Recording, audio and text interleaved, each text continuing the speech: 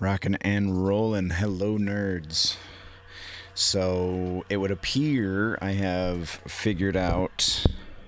Move this microphone a little bit. It would appear that I have figured out the issues we were having last week. So, again, my apologies that last week was so disjointed and not great, but that is why you don't upgrade your streaming software 5 minutes before a stream, because you can't see if there's going to be bugs. I just assumed, and that's what I get. So, welcome, nerds. This is the live news. Got to make sure I've got all my windows doing the thing so that everything is cooperating. And let's jump into the news portion of today. Sorry, I just got lost. All right, so reading the news. We're going first to cosmicbook.news. We're looking at the top 5. We're probably going to go through all of these, so let's just jump right in. First, we have a new Alien movie from Fede Alvarez at Hulu. Disney continues to expand its Alien franchise as a new original Alien standalone movie is in development for Hulu from 20th Century Studios. Director Fede Alvarez. Fede Alvarez, who directed Don't Breathe and the remake of Evil Dead. Oh, that's why I recognized his name. Okay, that makes sense. The Evil Dead remake was not terrible. It wasn't nearly as good as the original, but I don't know that there is much in horror that is. THR offers that Ridley Scott remembered the pitch and recently called up Alvarez about his idea, which saw Alvarez immediately say yes to. Scott will be producing. Cool. No plot details are known, obviously, because it was just announced. And it will be a standalone, completely separate movie. Also said that Alvarez is a rabid fan of the franchise. We've heard that before. So that sounds pretty freaking cool. The new Alien movie. Hopefully it'll be better than that last Predator movie we got. But, I mean, beggars can't be choosers, I guess. So the next one is one that I found very interesting.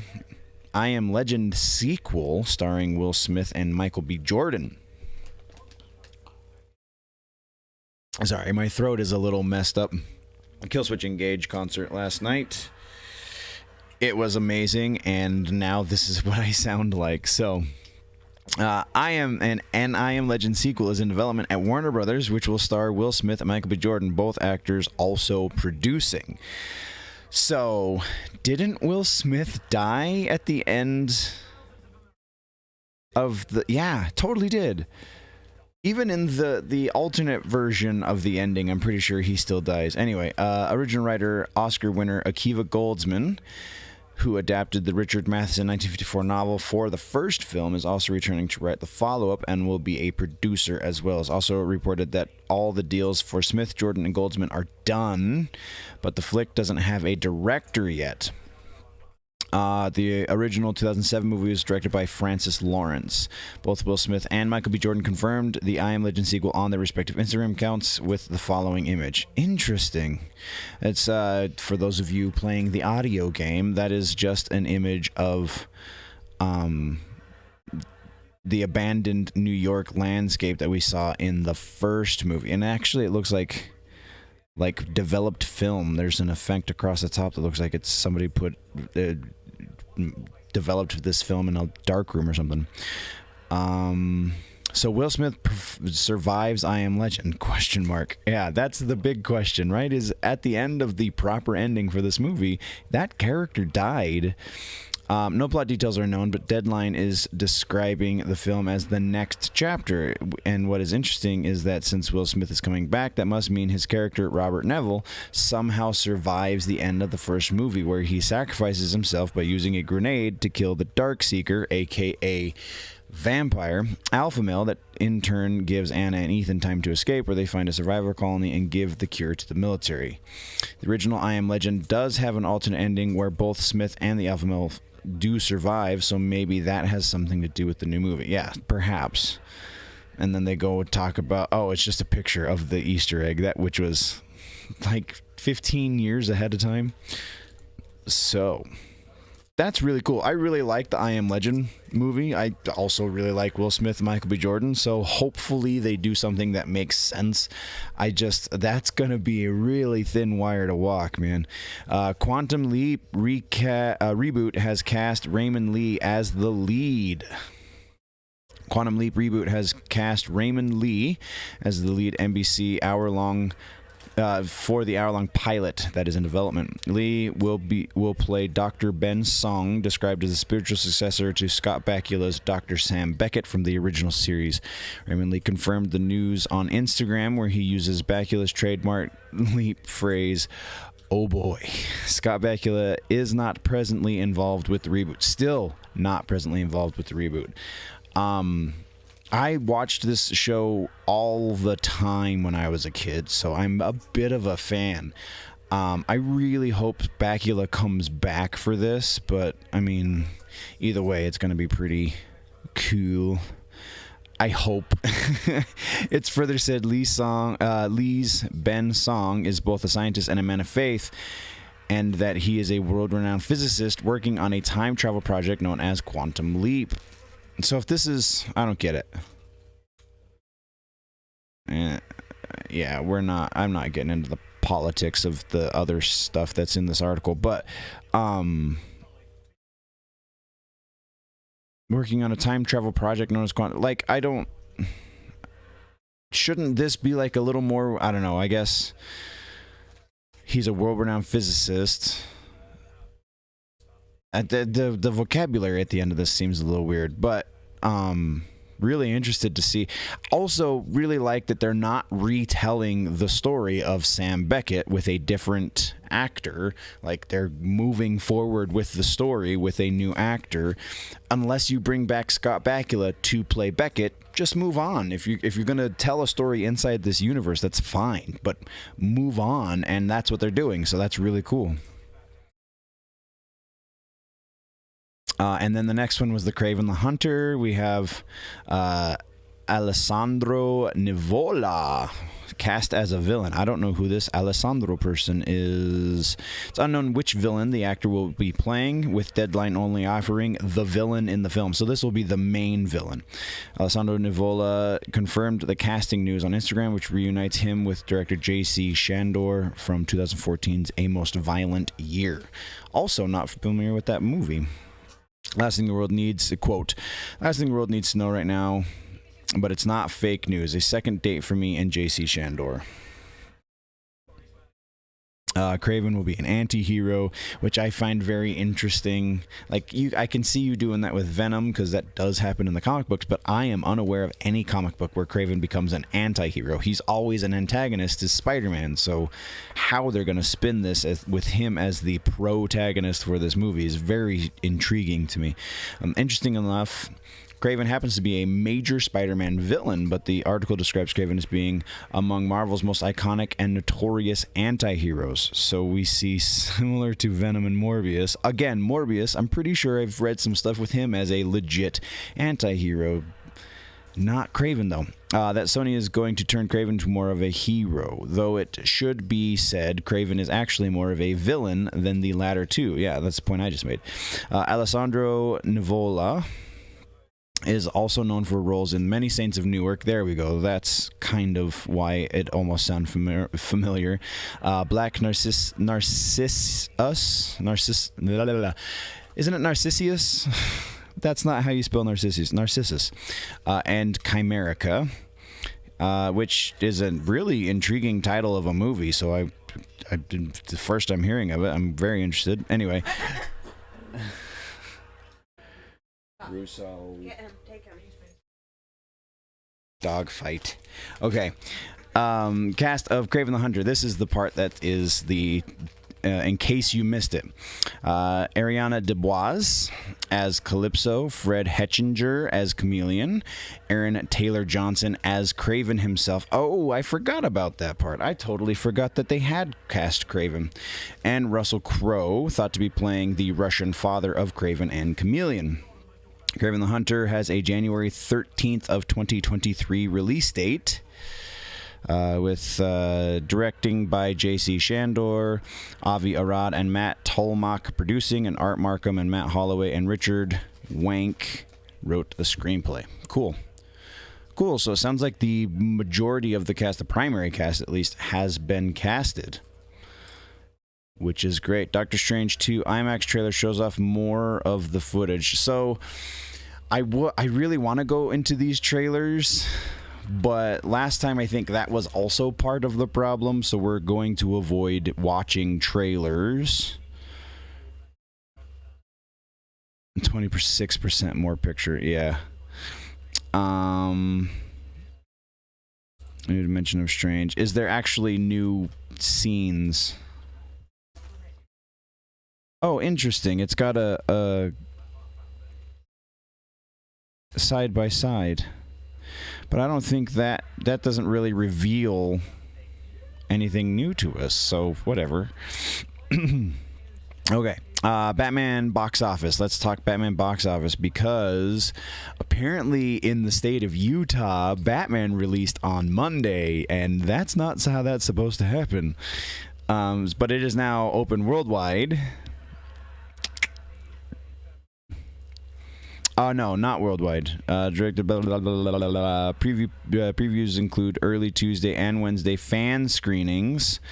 So apparently a movie theater chain in Utah thought that meant they could just open it, because I know people who, know people anyway, who saw it on Tuesday.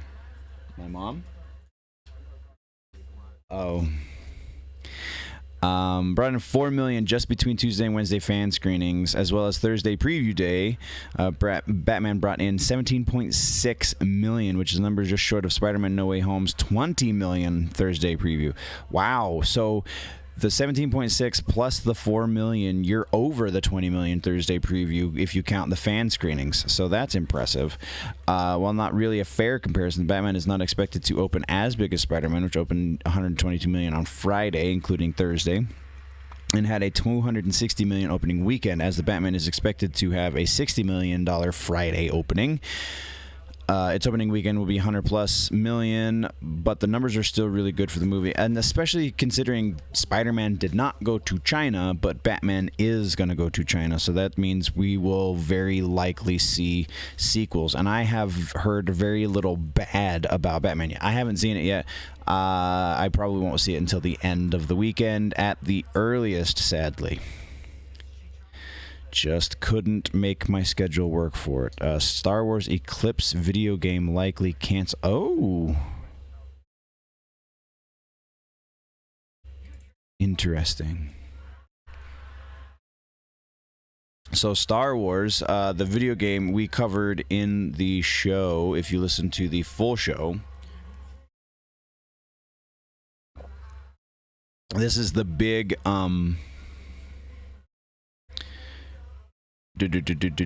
High Republic era game that Quantic Dream released a really early video, the cinematic trailer.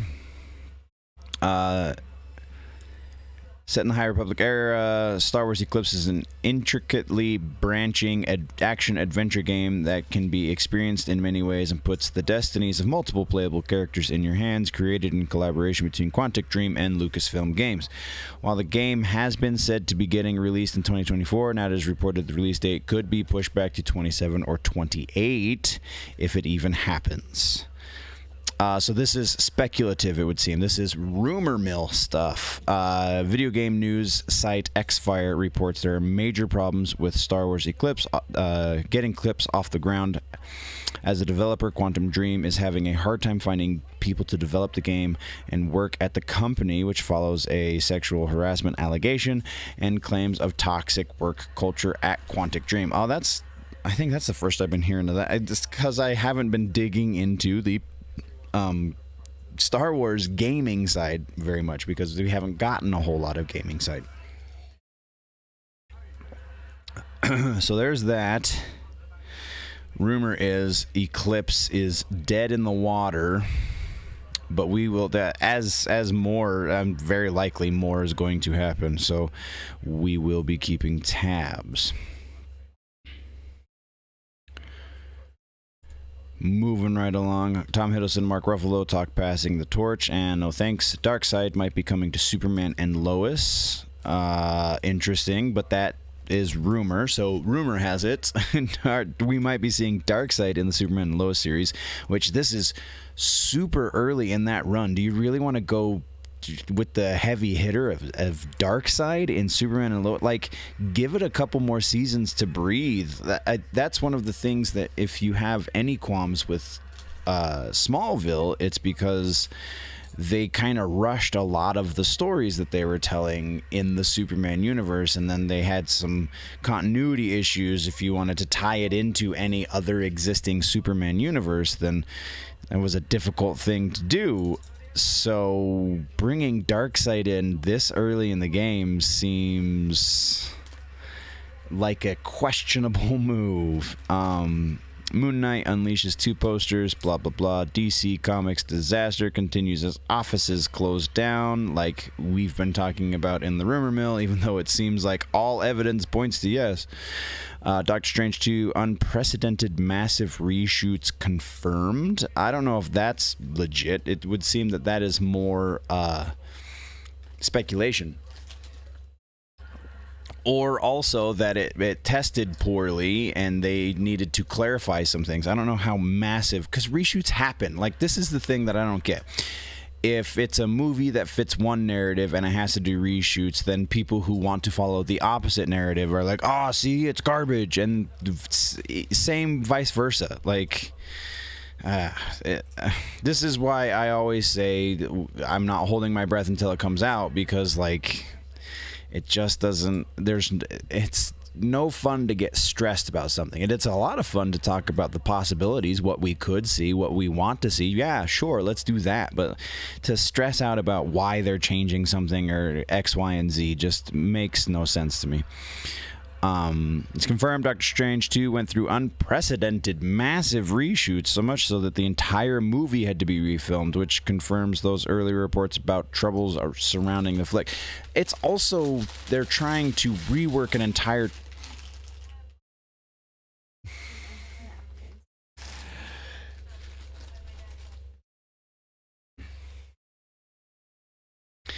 They're also trying to rework an entire film universe that had to be reorganized because of the worldwide pandemic. So I feel like it's all smoke and no fire. Like, there's no reason to be so negative about this. I just don't get that. Anyway. Well, Marvel movies and other films. All right, so let's back up these statements there, Cosmic Book. While Marvel movies and other films do go through reshoots, it is said that a majority of Doctor Strange 2 had to be redone, which has never happened before that I can recall, especially for Marvel, other than something like DC's Justice League coming to mind. Yikes. The news comes from the longtime friend, Doctor Strange 2 director Sam Raimi. Bruce Campbell, as a Redditor, attended a recent meetup with the actor where Campbell confirmed the reshoots for Doctor Strange 2 bold my own. So this is what Bruce Campbell said. So let's see if we can sift through the nonsense. The deal with Doctor Strange is interesting. The majority of the film was reshot extensively, so I have no idea what's in there and what isn't. I did a cool scene with a character that's been beloved for years, and, well, we'll have to see what ends up in the movie. I don't know if it's still there. It's a pretty cool part. This movie was supposed to have come out like 2 years ago. So, yeah, things got shuffled. Yeah, we're not going to get any deeper into that. We're just continuing on. I've said my piece. Jordan Peele, nope. Poster turns off gravity. I don't care about a poster. Bullet Train trailer is here, starring Brad Pitt from Deadpool director. Craven the Hunter casts Ariana DeBois as Calypso. We've already talked about that. Daredevil, Marvel, Netflix, Agents of S.H.I.E.L.D. Oh, interesting. I didn't know Agents of S.H.I.E.L.D. was also part of that. That wasn't in the release that I read. Will add more Marvel live-action series titles to its extensive content offering: US, Canada, UK, Ireland, Australia, and New Zealand. In addition of Marvel's Daredevil, Marvel's Jessica Jones, Marvel's Luke Cage, Marvel's Iron Fist, Marvel's The Defenders, and Marvel's The Punisher, plus Marvel's Agents of S.H.I.E.L.D. There it is. I just didn't remember that part, apparently, when I was taking my notes. Giving fans access to more from the Marvel collection all in one place, announced Marvel.com on Tuesday. Parental controls to be updated. Yeah, if you they're changing the way the parental controls work on Disney Plus with the release of Daredevil and such. Trailer 2 is here, and now we're into ground that we covered in the most recent episode. So we're getting out of here, going to We Got This Covered. So for some more garbage movies, let's jump into movies. Batman composer reacts to news anchor's viral appreciation of his theme. Oh my lord! These guys have gold in the worst ways, because their rumors are so much fun to shoot down and break apart. But also you really have to sift through a lot of nonsense to get there. Batman opening weekend May top 150 million. Analysts say. How future films will tackle iconic character. Oh, there's a bit of a spoiler. I do know that much at the end. That's really interesting, considering they are making this into a universe. So yeah, pay attention to the final scene with the Riddler.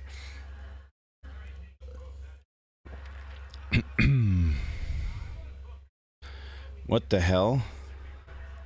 All right, here we go. Nicolas Cage is the Batman uncaged in the Batman parody.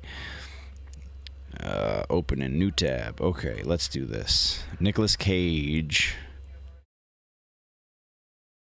He's really trying to pay back the IRS, isn't he? He's doing everything he can get his hands on.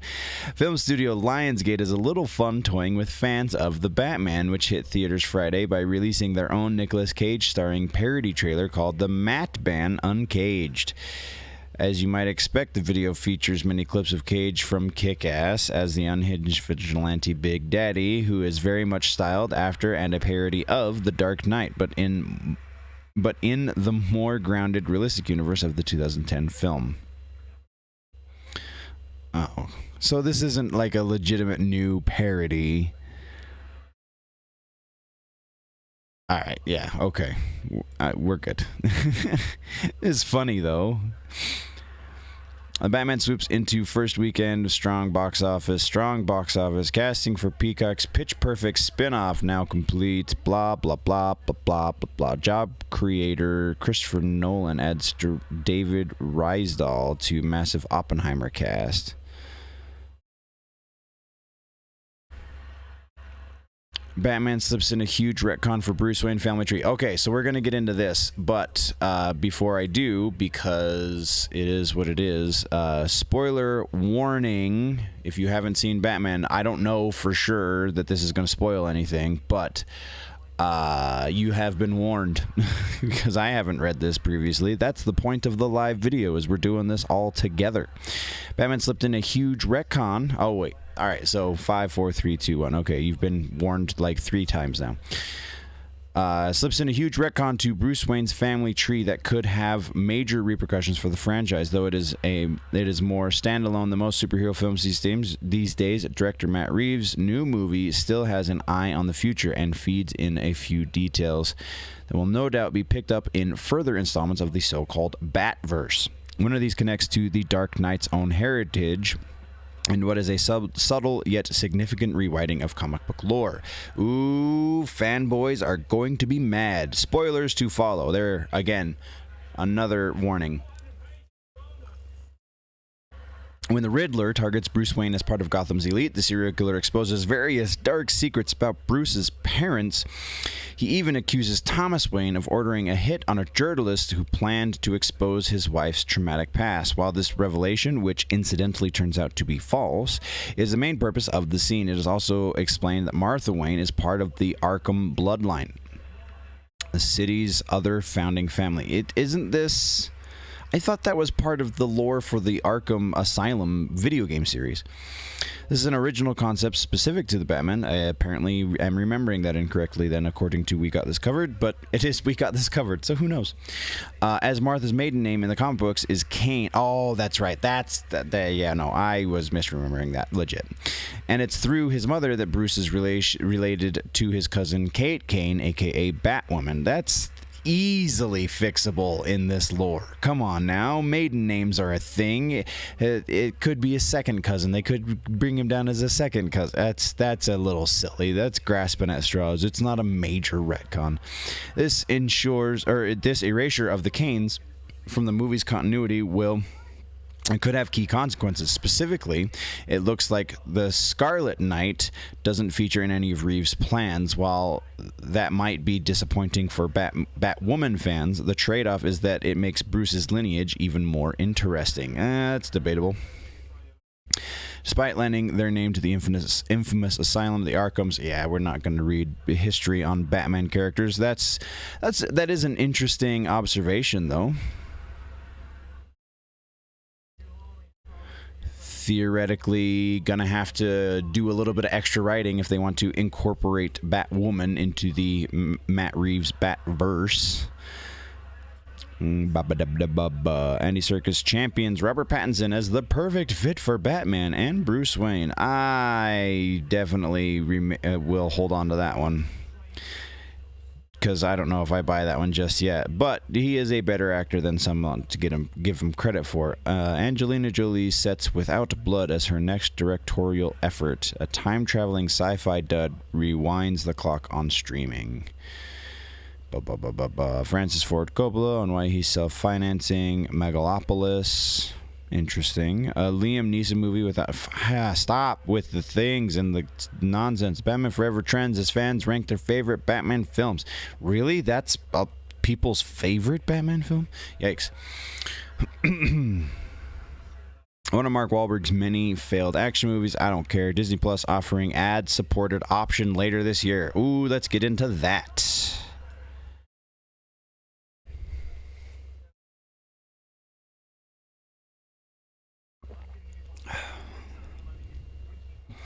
Mouse House has announced today that Disney Plus will introduce an ad-supported subscription office to the U.S. users later this year, with intentions to offer the option to international markets in 2023.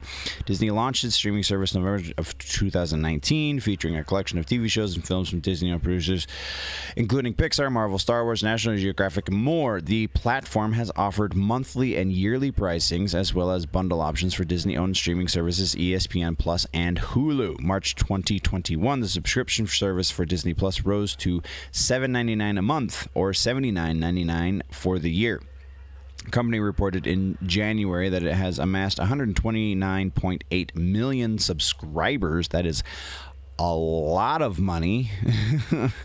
If they all did the cheaper option at $80 a year, that's more than I can really care to compute right now sitting here. But in January, during its brief lifetime, and boasts 196.4 million subscribers across Disney Plus, ESPN Plus, and Hulu. Disney Media and Entertainment Distribution Chairman Kareem Daniel said in a press release that the movie is a win. I think that meant that the move is a win for the streaming giant's subscribers, advertising partners, and content creators. More consumers will be able to access our... Oh, move. That's right. I was not reading that correctly. I apologize. Access our amazing content. Advertisers will be able to reach a wider audience. Blah, blah, blah, blah, blah. Where is a potential price? Disney aims to reach 230 to 260 million subscribers on Disney Plus alone by 2024 fiscal year. President of Advertising. Come on, where is the... All right, so I guess we're just going to have to read these last couple paragraphs to get the rest of the details, because it says pricing details will be announced at a later date in the very last line. So President of Advertising for Disney Media and Entertainment Distribution, Rita Farrow, emphasized the new options appeal not to subscribers but potential new partners. Advertisers have been clamoring for the opportunity to be part of Disney Plus. She said Disney Plus with advertising will offer marketers the most premium environment in streaming with our most beloved brands: Disney, Pixar, Star Wars, Marvel, National Geographic. Can't wait to share more. Yeah, the language of the announcement suggests the subscription option may not be entirely free. Hulu also offers a tiered priced subscription model featuring ad support. The service promises a launch date, and pricing details will be announced at a later date. That stinks.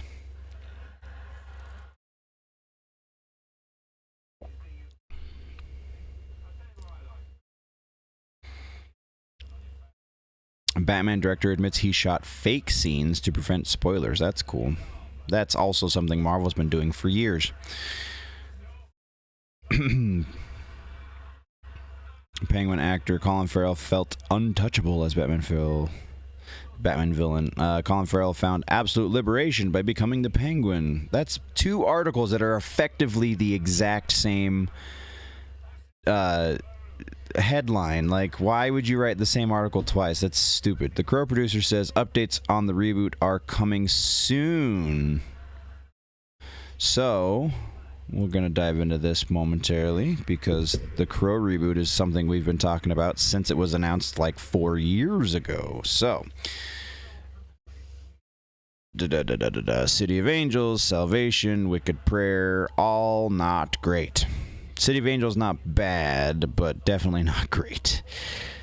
We may get a new Crow movie worthy of the original. Producer Ed Pressman has given an interview with IndieWire discussing the future of the franchise, confirming that their plans are for a full reboot. Pressman described the Crow as an anti-superhero and confirmed that a director and cast will be announced in the near future. So if you remember, Jason Momoa was attached to this for a long time. You can go back here on the channel where I got to join in a conversation with the creator of the comic book. It wasn't really an interview. It was a panel discussion at a very small convention. So it was like just a conversation between like 10 people. But it is up on the in the archive here on the channel, so go check that out. But yeah, he was really awesome to talk to. Let's actually go to this IndieWire post and read their details, since they're the ones that are breaking the news. All right, IndieWire, Crow remake.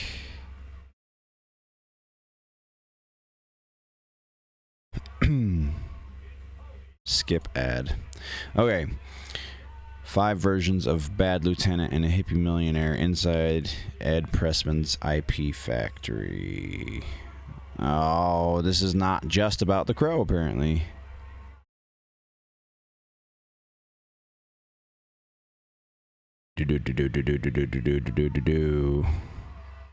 Yeah, nope. Okay.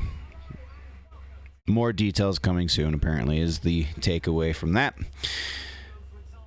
Brad Pitt has so much more than just a cameo in Lost City. That looks like it's going to be pretty funny, not going to lie.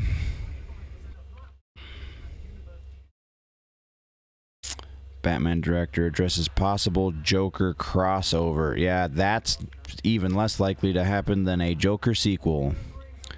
Predator reboot Prey is a big creative swing. Let's hope they swing for the fences. Horror reboot equal parts terrible and pointless scares up Netflix success. Okay. Charlie Cox wants more time with Bullseye and Spider-Man. Interesting. Again, not something interesting enough for us to get too deep into. They're rebooting White Men Can't Jump. Good Lord. What? We are really out of original ideas in Hollywood, apparently. Ben Affleck flop. Andy Serkis says he loves both. Avatar 2 will stick with its release date later this year. Free Guy 2 script is days away, according to studio president. Interesting. Just because a script gets written, though, doesn't mean a movie will happen. William H. Macy would do a Marvel or DC movie under right conditions. William H. Macy is a treasure. Always a win, that man. Bill Burr is writing a comedy called Old Dad, starring Bobby Cannavale and Bokeem Woodbine. Interesting. I like Bill Burr.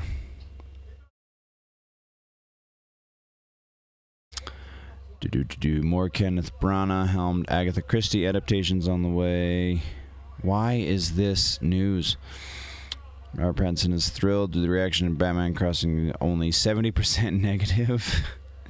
Edgar Wright has high praise for the Batman. Edgar Wright is also a win. How many balls do you need to play Quidditch? That's not news.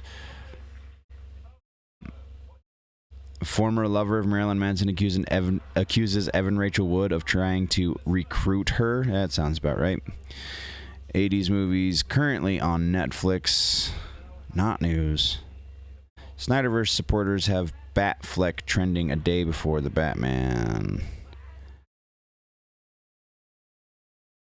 George Lucas pays tribute to late Star Wars producer Alan Ladd.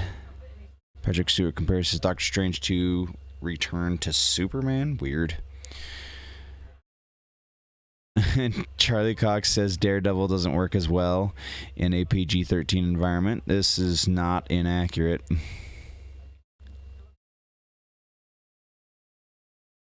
All right, I think we've run this well dry. Let's continue on down the line, going over to gaming. Microsoft is one of the latest companies to halt sales and services in Russia. Oh boy. English Elden Ring memes are leaving Japanese gamers hilariously befuddled. Rockstar details, next gen, blah, blah, blah, blah, blah. When does Breath of the Wild 2 take place? First teaser for upcoming Magic the Gathering set Streets of New Capania. Star Wars Eclipse, we talked about it. You can try... Oh, that's right. Kirby, the new Kirby game has a demo out. You can go get it on the eShop for your Nintendo Switch, and it looks like a lot of fun. Nintendo unveiled their next entry in the Kirby franchise, Kirby and the Forgotten Land, and now players have the opportunity to try it for themselves today. So I think this actually came out yesterday. Yes, it did. Today, Nintendo released a demo for the game, which you can download from the Nintendo eShop, letting players try out 3 different levels from the game's world and should be a good taste tester before the game is fully released later this month. Apparently, even if you have it on normal difficulty, it is still ridiculously easy. You can check out the new Mouthful mode, which looks like a whole heck of a lot of fun. New trailer as well. Fun and exciting. Yes, if you are a fan of the Nintendo IPs, then you are super happy right now. Nintendo is launching an interactive trivia game. Yes, but can you win actual prizes, or is it just, hey, I'm smarter than you? I guess if I'm asking hypotheticals, we might as well get into it, right? Netflix has always pushed boundaries, blah, blah, blah. Announced. There we go. Netflix has announced an interactive trivia game that will hit the service on April 1st called Trivia Quest. Netflix describes the game as our first daily interactive trivia series based on Eternamax's hit Trivia Crack. Oh, so maybe #1 multi-platform trivia franchise in the world. The game will launch with 1 episode a day for the entirety of April. The game will use a similar format to the original Trivia Crack mobile game. Each show will contain 24 questions, all in the classic trivia multiple choice format, with the first 12 questions being easy, the second 12 being more challenging, and before you assume the subject matter is just Netflix shows, the press release promises broad-based questions covering science, history, entertainment, sports, art, and geography. Moreover, according to Netflix, a narrative twist will set the series apart from the quiz game apps. Per the press release, Trivia Quest will take players on a, quote, on a mission to help our hero Willie rescue the animated citizens of Trivia Land before the evil Rocky. So, just a visual difference? There will also be progression elements in the game as players answer questions and rack up points. To reach certain thresholds, they will unlock animations inspired by Netflix favorites, as well as freeing characters from Evil Rocky's dungeon. Netflix also teases that each quiz will have a definitive ending, though they're keeping it under wraps until the game is released. Nothing. So no, just bragging rights. That's all you get for being good at trivia. Cuphead show officially gets greenlit for a second season. Sweet! Cuphead 2 coming. I honestly tried watching the first season twice. I actually got through, I think, the first 2 episodes, but I started it way too late in the evening, and it was definitely, not a good idea because I fell asleep both times. But that's not necessarily a crack at the quality of the Cuphead show because it was pretty funny. March 2nd. Nothing. All right, so moving right along. TV.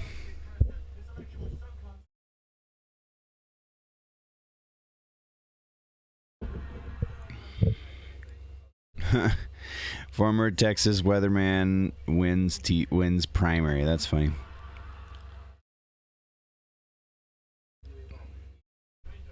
NBC Universal yanks content from Hulu. Interesting. What did they yank?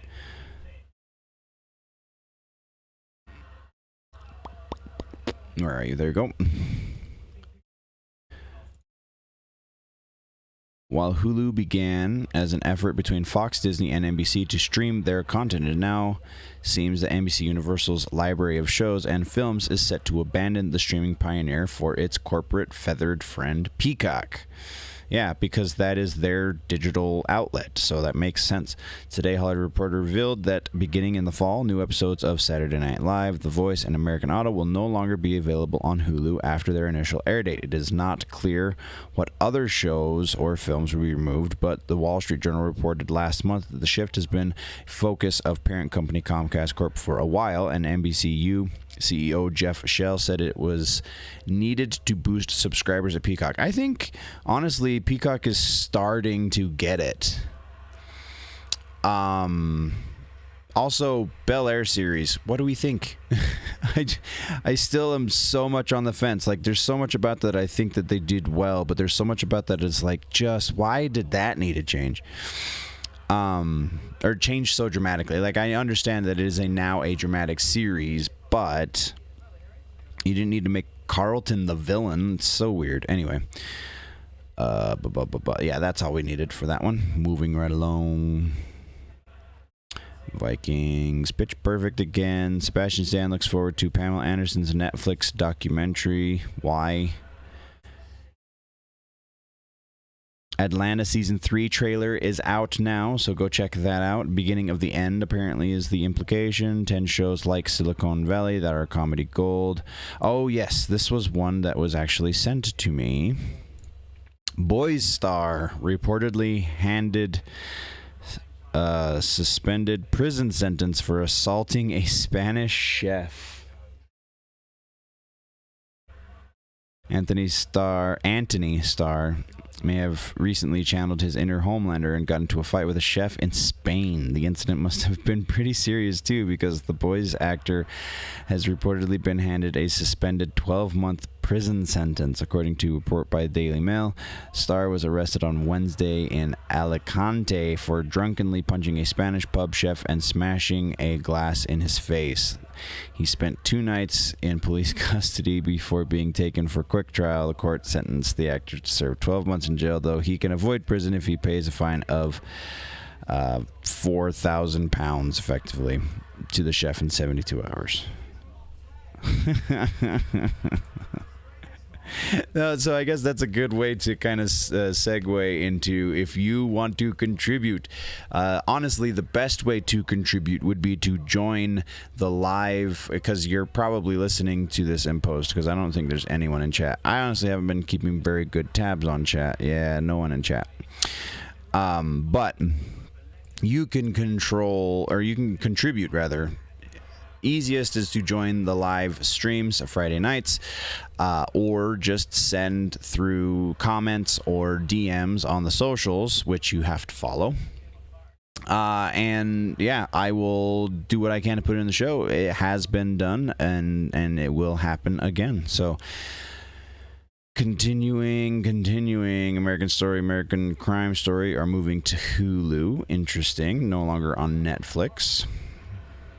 Legend of Tomorrow.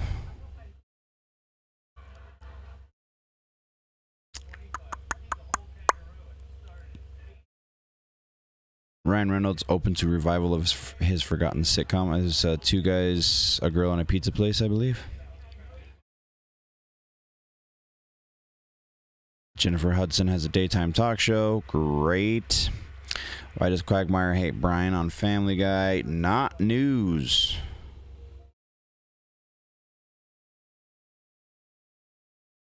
All right. Comic books, and then I think we're going to take a moment.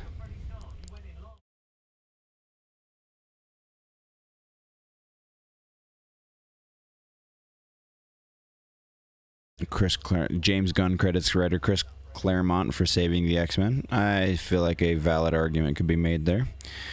Batwoman star had no idea he was auditioning to play the Joker, huh?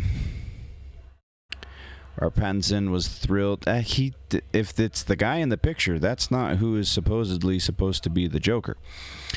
Robert Pattinson was thrilled. The reaction, blah, blah, blah, blah, blah, blah, blah. Yep, this is all stuff. Superman kills Shazam in the Injustice universe, not in the primary universe. Okay, so there was something else, wasn't there? I feel like there was. What was it? It was music related, I believe. Yeah, we're gonna go do that real quick. So let's go to Loudwire is where we're gonna go. 100 Years of Nosferatu.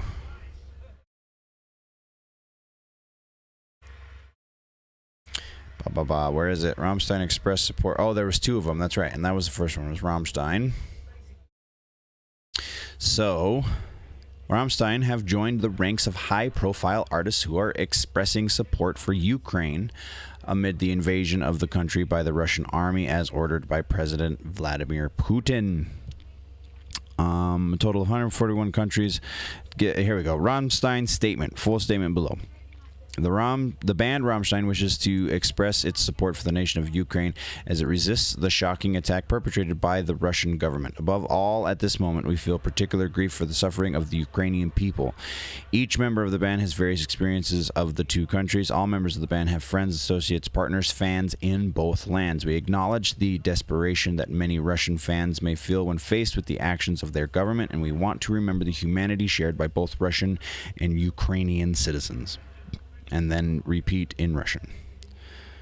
So that's one music piece that we're throwing out there. And then Knotfest announces Ginger's replacement. Oh, that's right. They were supposed to be on Knotfest Roadshow. Billy Howardale's drops Haunting debut solo single. We will probably be doing a reaction to that in the near future. Rivers Cuomo reveals Wordle-based Weezer word game Weasel.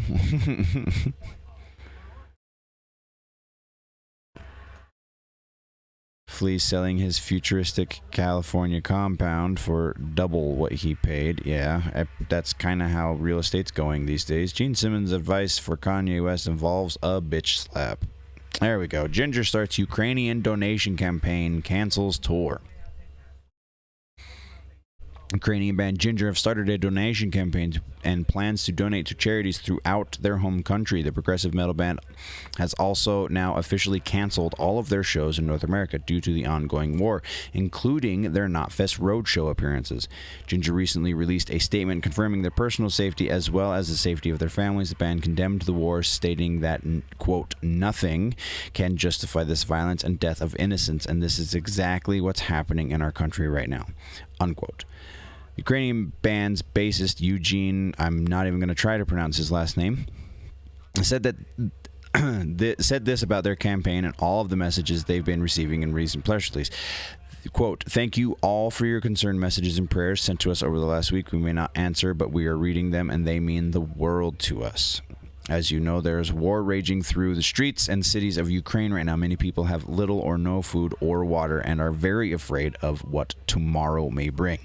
Basis added that, together with Napalm Records, we're releasing two new T-shirts designed to raise funds and be donated to various charities throughout Ukraine to help with medical and food supplies and water and so on. If you cannot donate, then please share or any news related to what's really happening. Please share this or any news related to what is really happening here. Each cell may save somebody's life in Ukraine. Thank you, unquote. All of the proceeds will be directly distributed to a charity of Ginger's choosing, and the band will continue to update us via social media. You can see pictures of the t-shirts below, so if you're watching the video in post, then, oh, that's cool. We want our home back. That's the Ginger logo inside of a gear, and then around that it says, "We want our home back."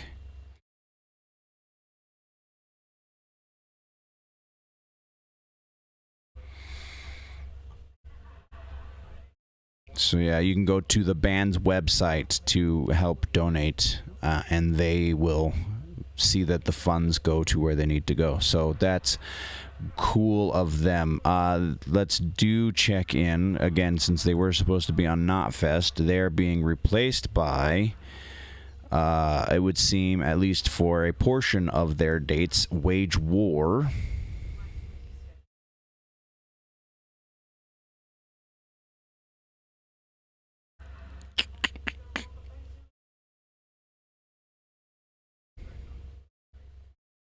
Has now first leg. It doesn't say anything about the second leg.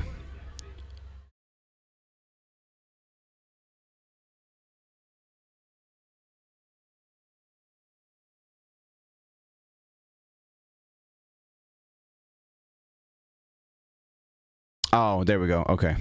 So it will be, the first leg is In This Moment and Wage War. The second leg is Cypress Hill and Horror. But Horror and In This Moment, I believe, both were already on those bills. So Cypress Hill and Wage War are who is replacing them on Knotfest. So there we have it. That is going to wrap up the news portion of the live show.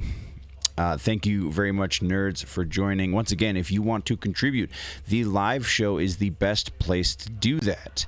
Contributing to the live show is instantaneous, and you're helping out by watching live. Otherwise, if you are listening or watching this in post, or you watch the regular show more regularly, then by all means help out and subscribe to the things and do the likes and the things and the stuff.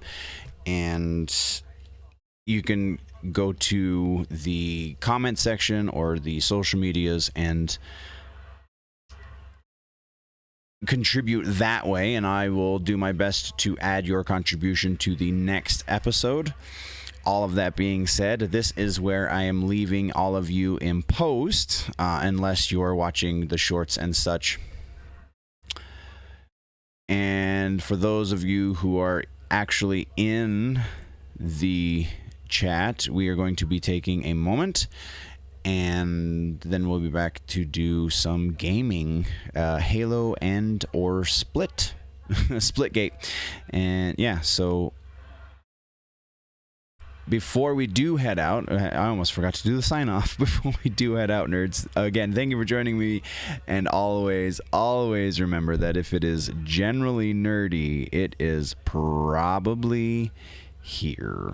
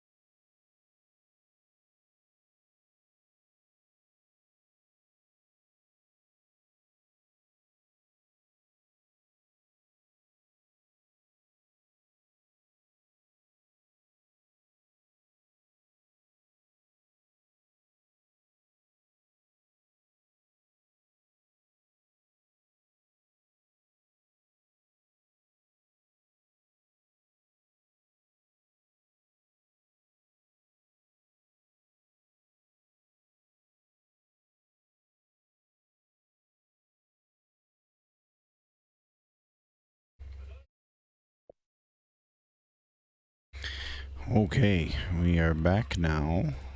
Welcome to the gaming portion of today. Switching scenes and jumping in. Oh. There we go. Alright. So, we need to make sure. I believe this is happening. Yes, it is. Sweet.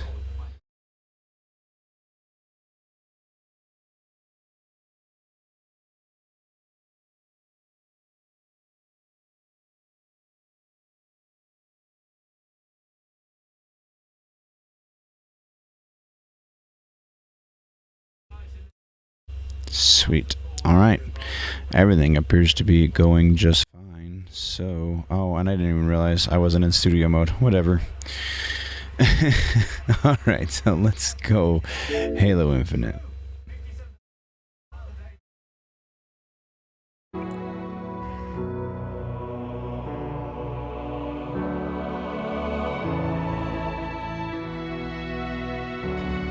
And apparently we have to restart Halo Infinite.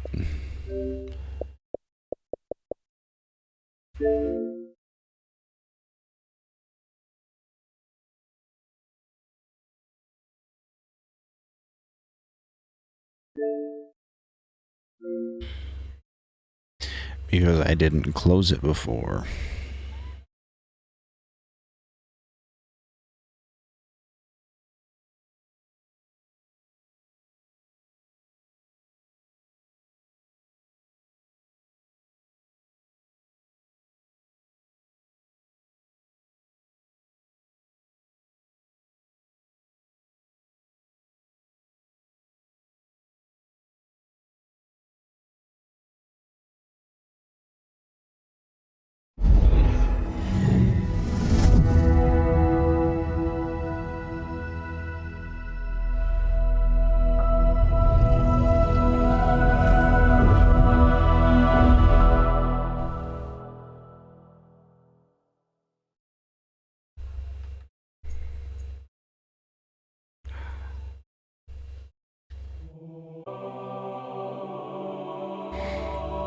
Fixed?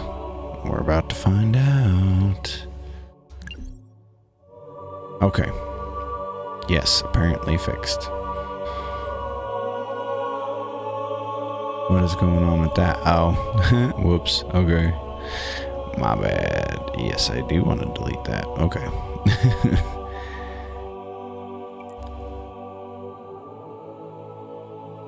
We got some company. Oh, you can't really see him. It's too dark.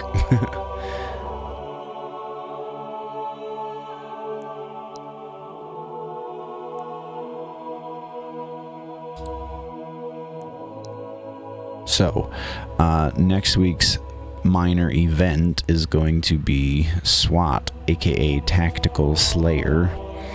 So, let's get in some SWAT action just to practice up for next week. I finally got a new color for my Yaorai armor. It's almost red.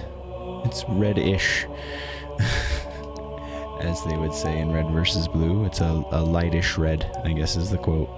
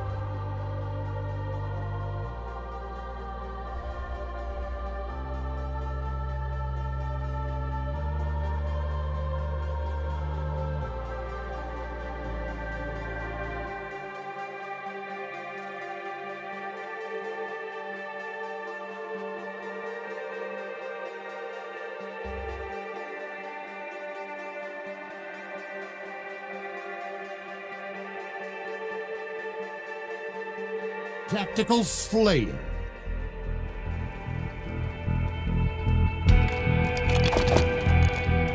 Some textures loading up real slow.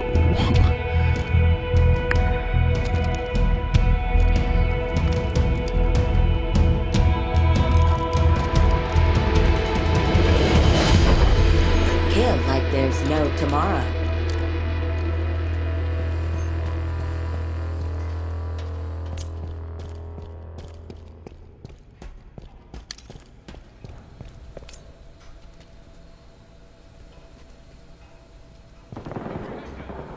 All right, so I think that means they're over there. Targets are over there. Yep.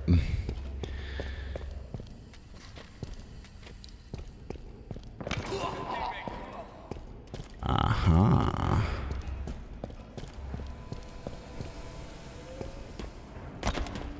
Means I'll go this way.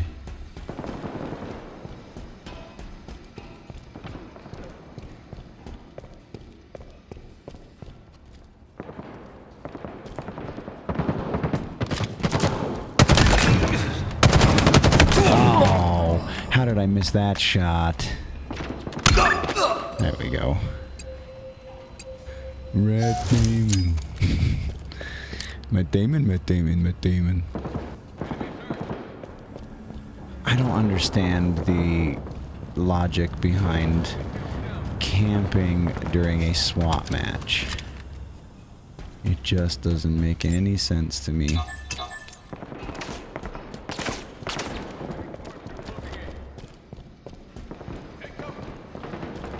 We've lost a teammate.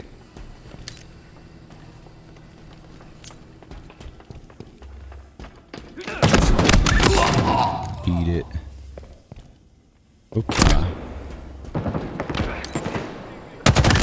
Gotcha, baby.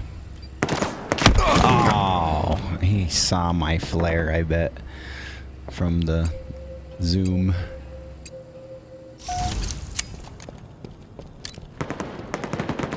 Spartan down. Oop. Cover me. Enemy's hurt.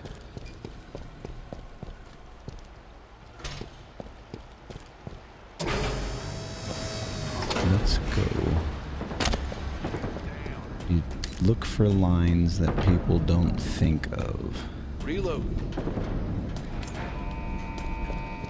I feel like a lot of people don't think of these lines down here. Taking fire.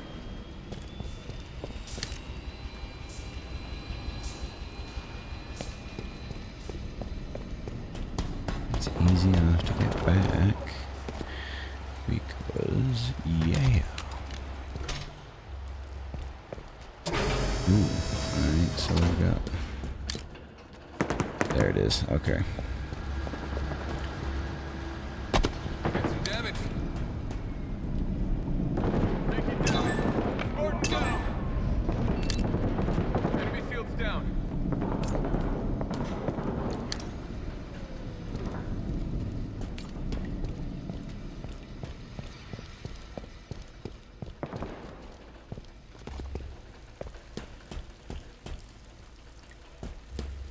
Lost a teammate.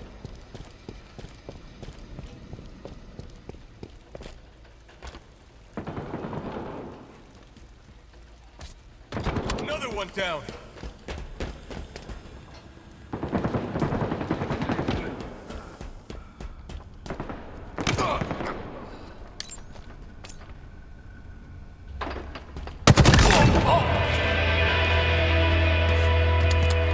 Halfway to victory.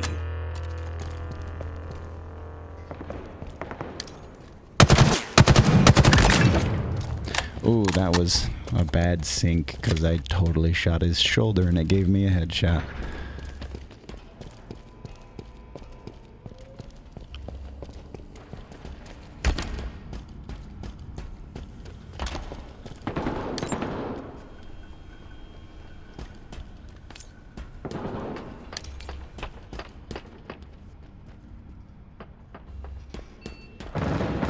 Taking fire. Targets are over there.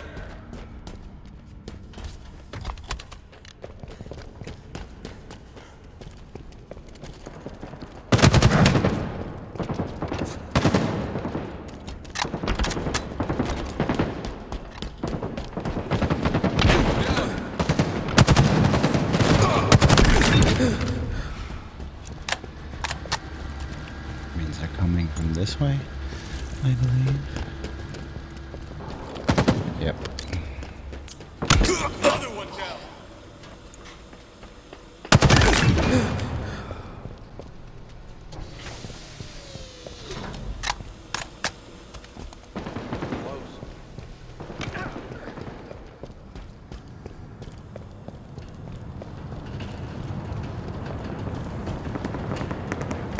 Nearing victory.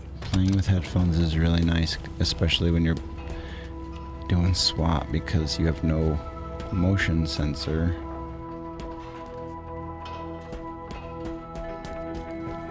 Which means you can't hear, or you can't see when they're near, so you have to listen.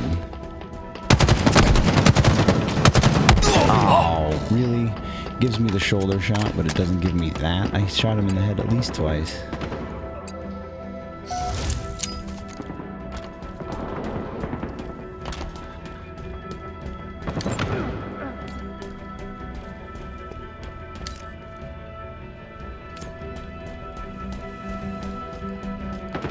Stay mobile. Another one down. Ooh, deadly precision.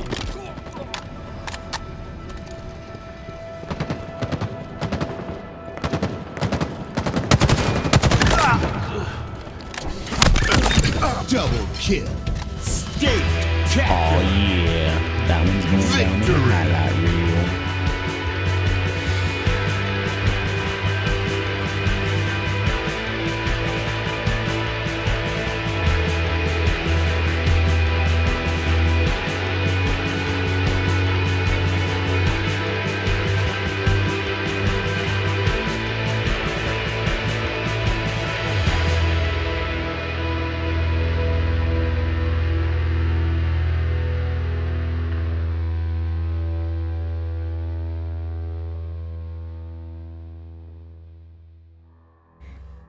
Something is eating up my bandwidth, and I don't know what.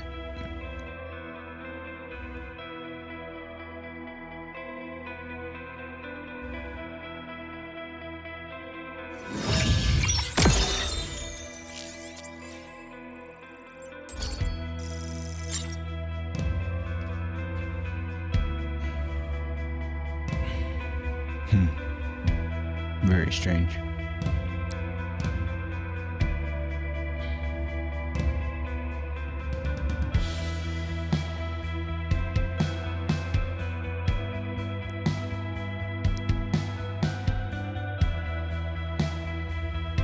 Wow, that dude got 25 kills. So 17, -5, 6, and 7.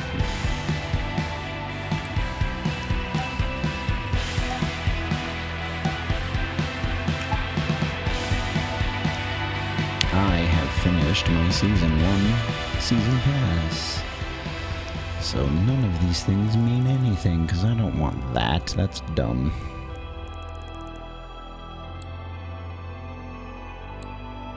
Hopefully we get some real, well, I guess we've seen what the options are for the free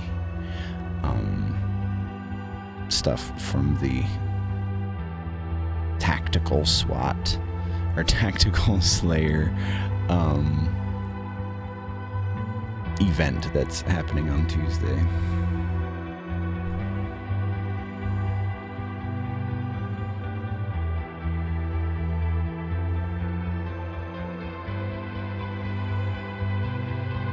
Doom, doom, doom, doom.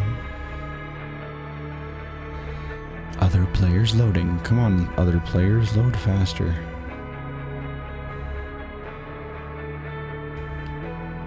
I really like that I figured out whatever that issue was. Oh, it was the new OBS. 27.2, no bueno. 27.1 works just fine. That's what the issue was.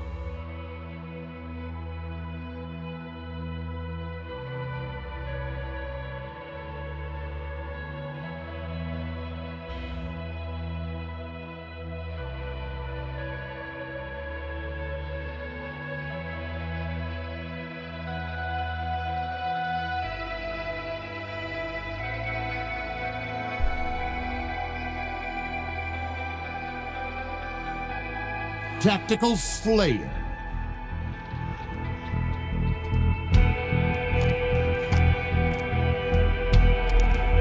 Loaded candy cane. That's funny.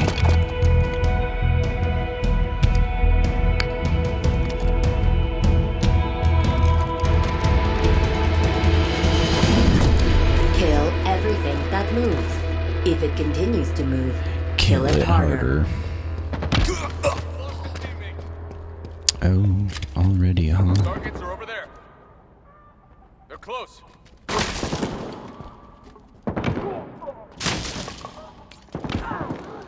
Pop their shield. Gain the lead. I don't see him anywhere, guys.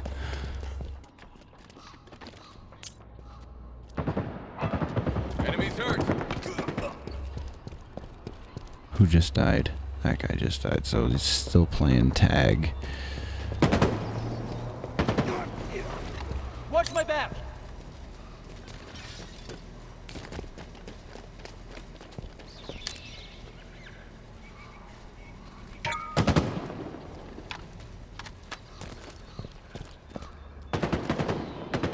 Take cover.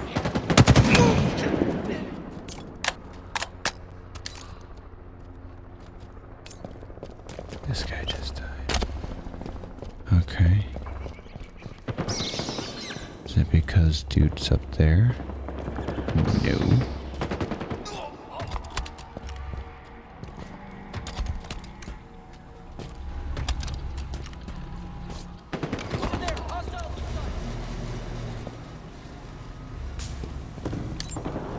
Take cover.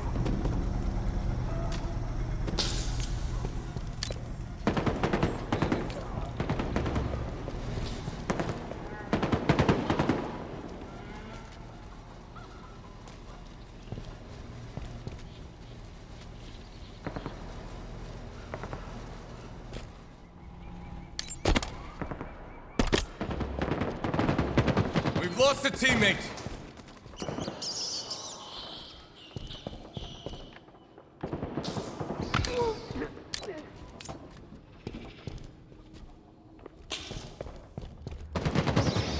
Taking fire.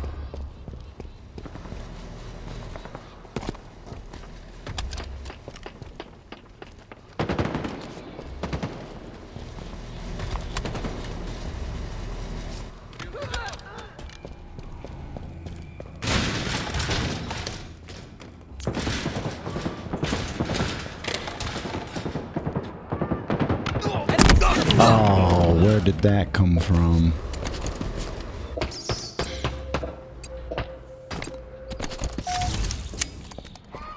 We've lost a teammate.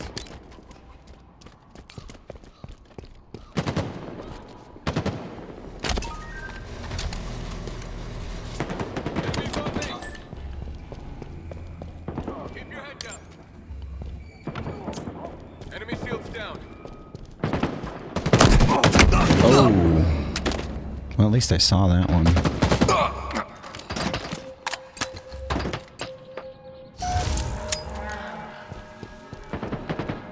Lock their shields.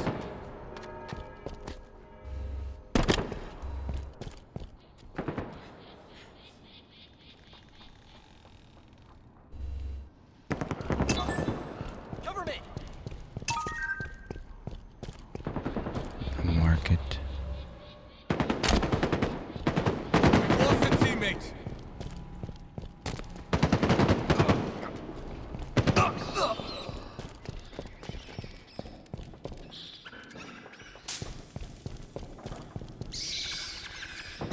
Tag one. There he is. Halfway to victory. Spartan down.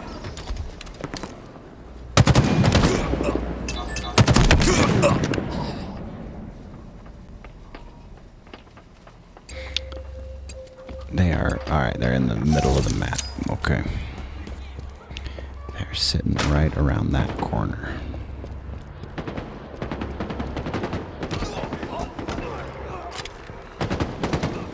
Keep your head down.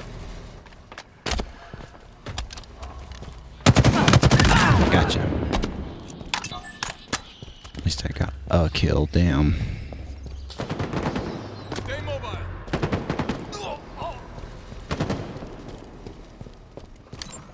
Targets are over here.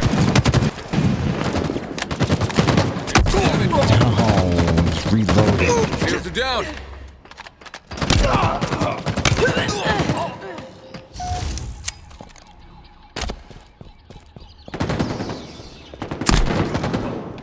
Cover me.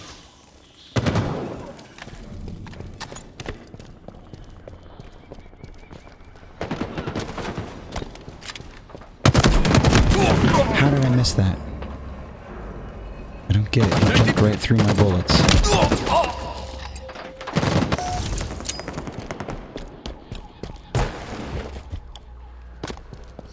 Is there only 2 of them? No. Enemy shields down.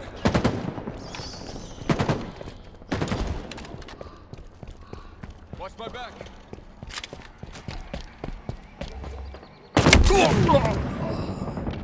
Where did that come from?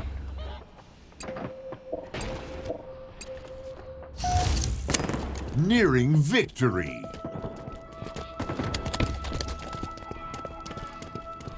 Reloading.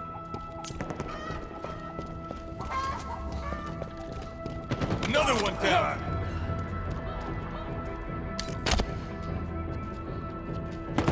Else closing in. Stay mobile.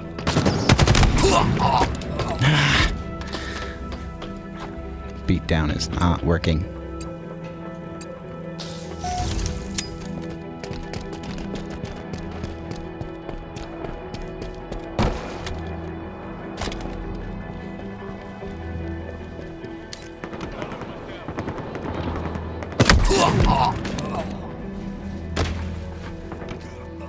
I am not doing very well this round.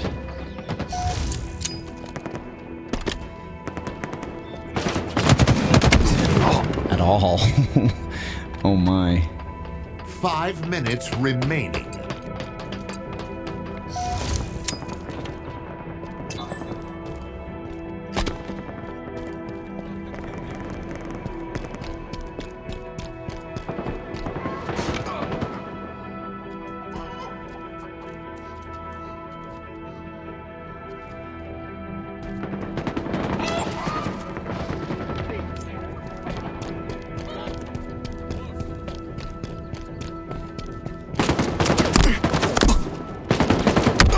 I see you now. Damn it.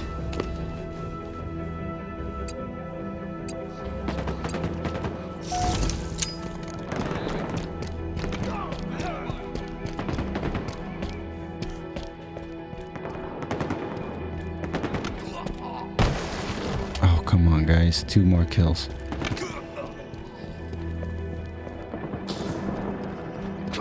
Victory. There it is. Ugh. That got stupid.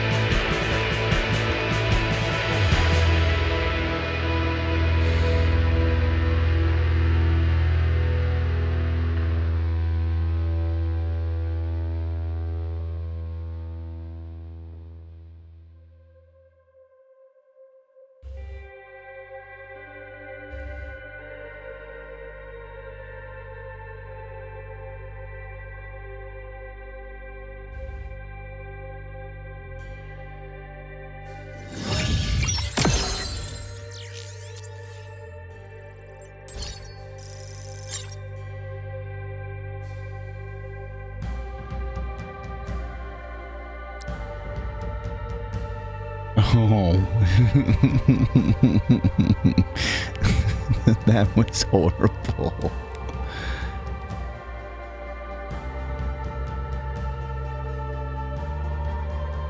Oh, I don't want to look at that anymore. Oh, that was really bad.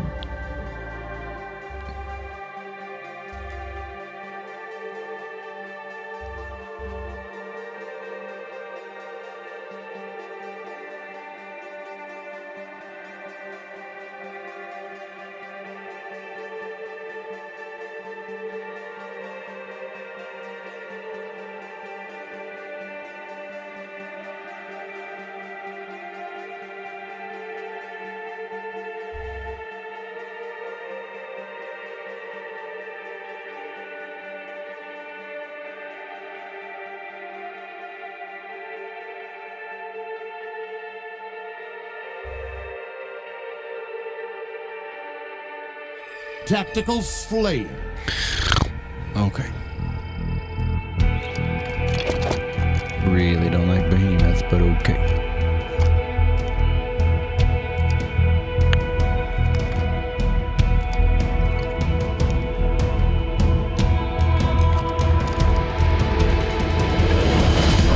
Kill like there's no tomorrow. Alright, so let's hang out for a second and see which way they jump, because they're gonna jump, and there it is.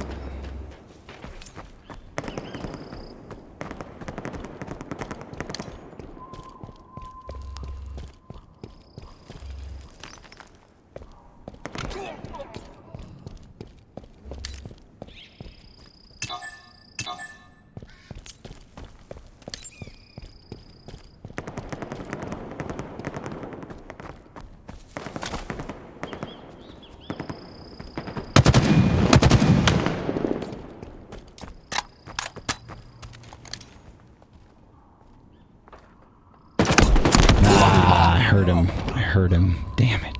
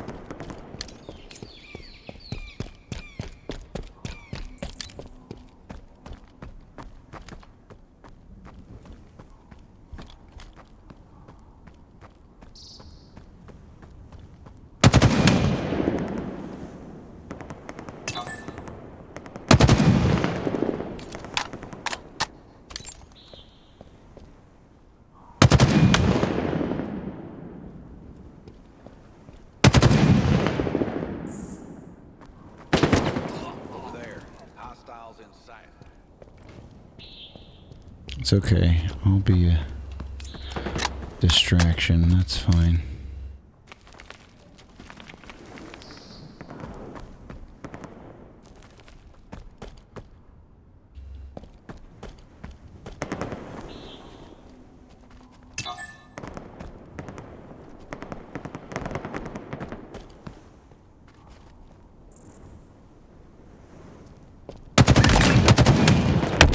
Oh.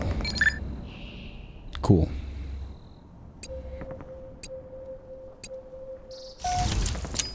Enemies on me! Another one down.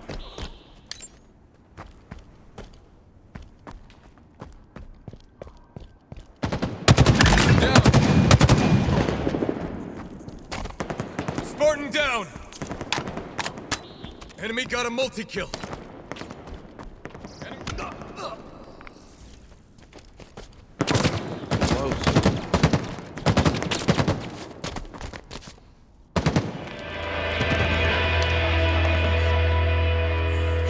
Way to victory.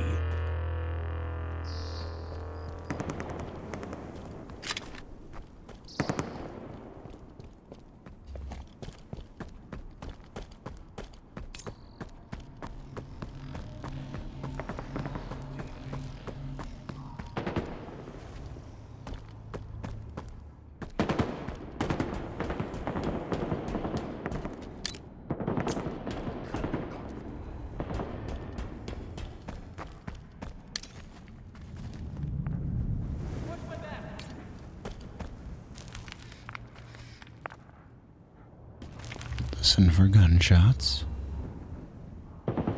Enemy shields down!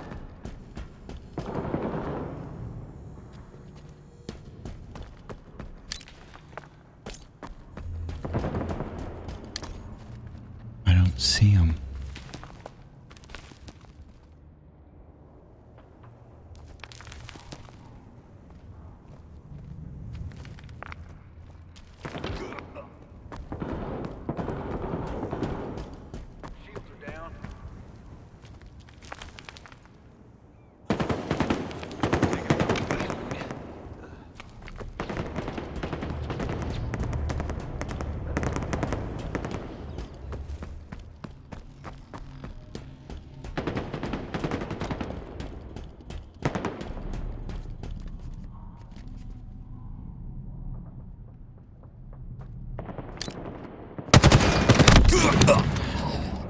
so we both lunged at the same time, and I died and he didn't.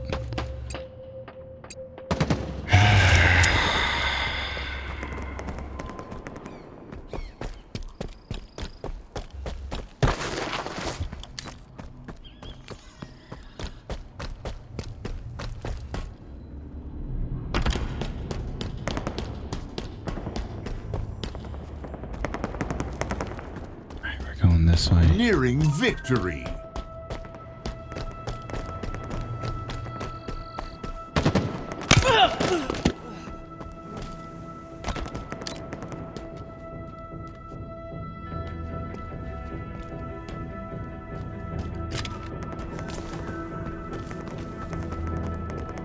I don't know where they are hiding. This doesn't make any sense.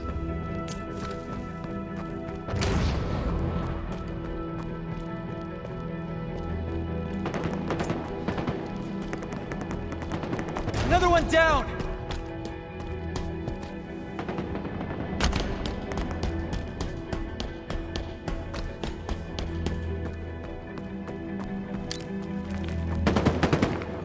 Oh, poke out again, you bitch.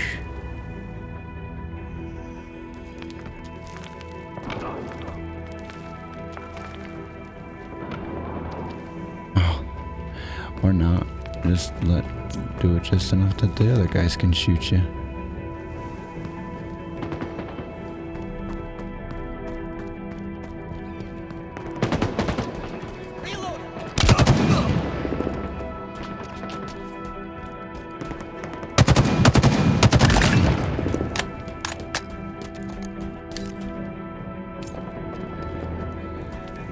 Five minutes remaining. Shields are down!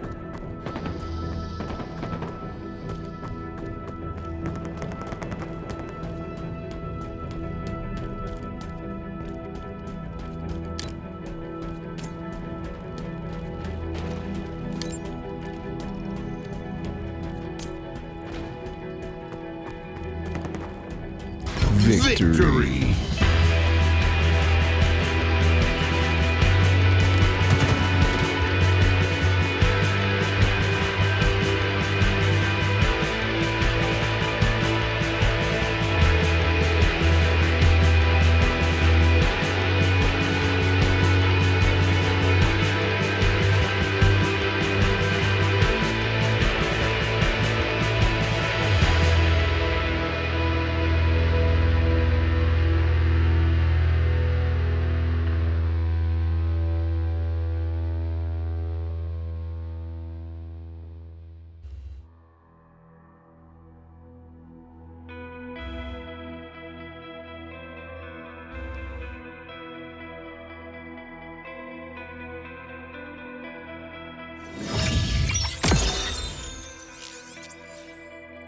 Yeah.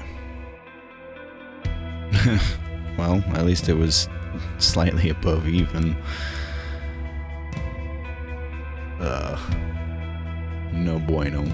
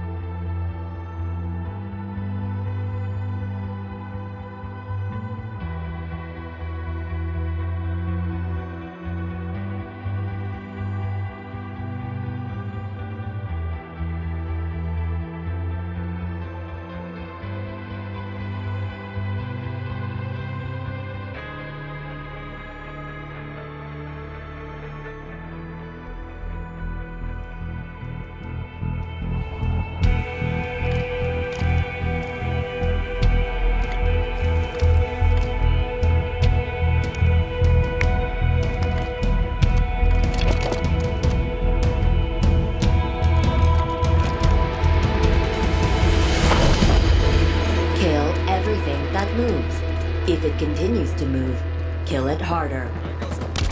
They always go this side.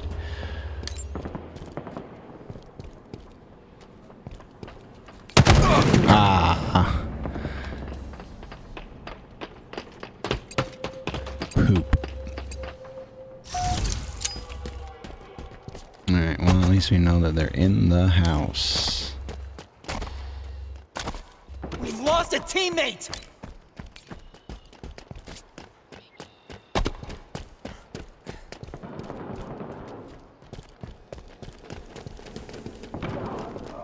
Keep your head down.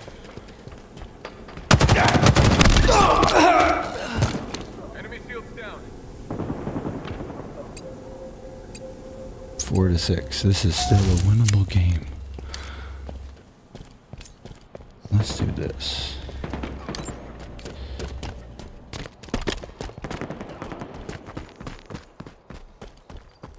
Did some damage.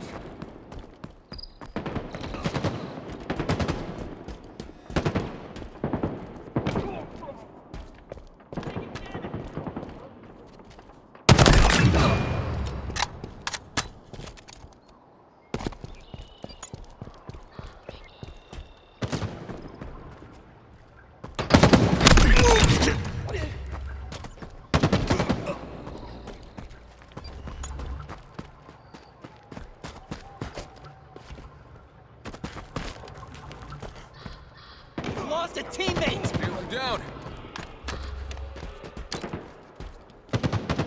They're close. Reloading. Take cover.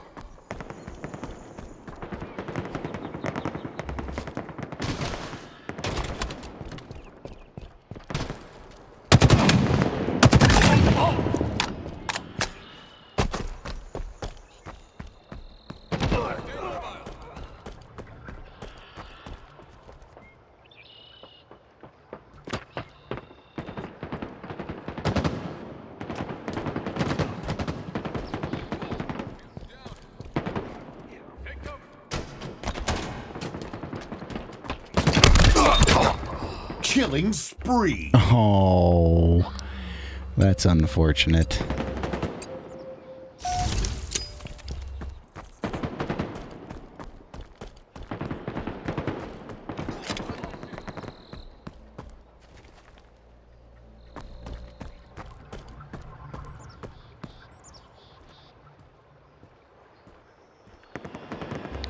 Making no footsteps.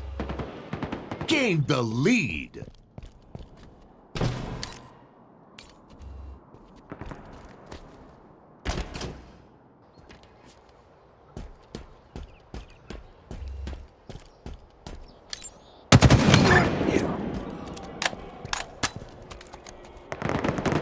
Another one down.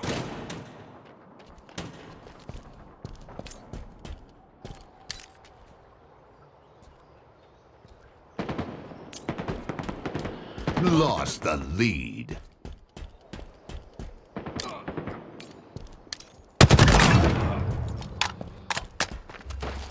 I wish he still said the tied the leader bit.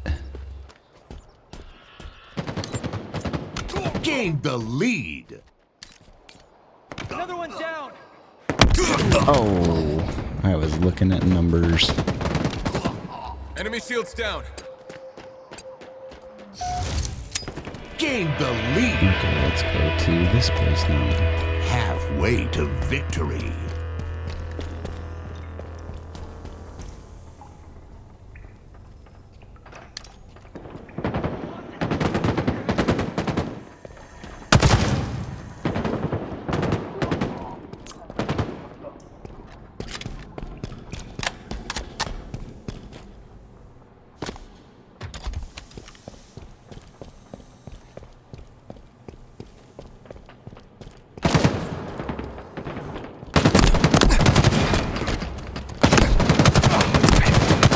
Lost the lead. Ooh, deadly precision. In my sights. Gained the lead. Lost the lead. Oh, I should have jumped. Taking damage.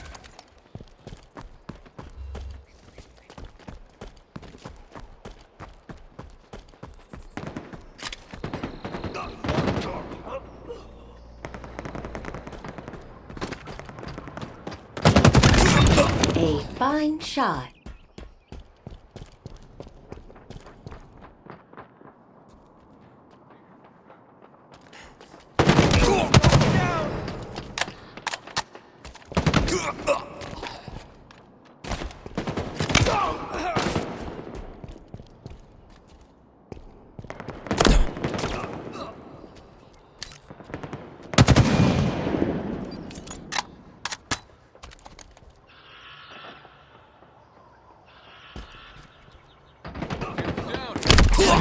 Nearing victory. Knew it was coming and I just choked.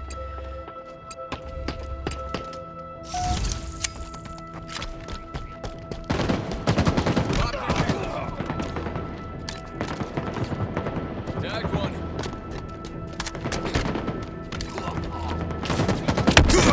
Ah, balls. Ooh, bent me in half. Thanks.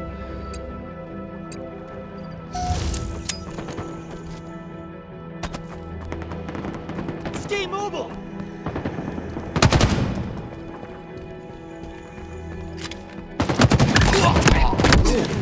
Oh, there were two of them. Oh, that dude's dead.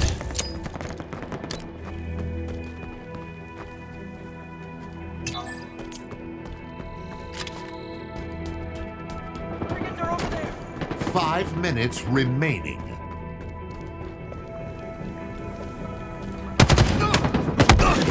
Defeat.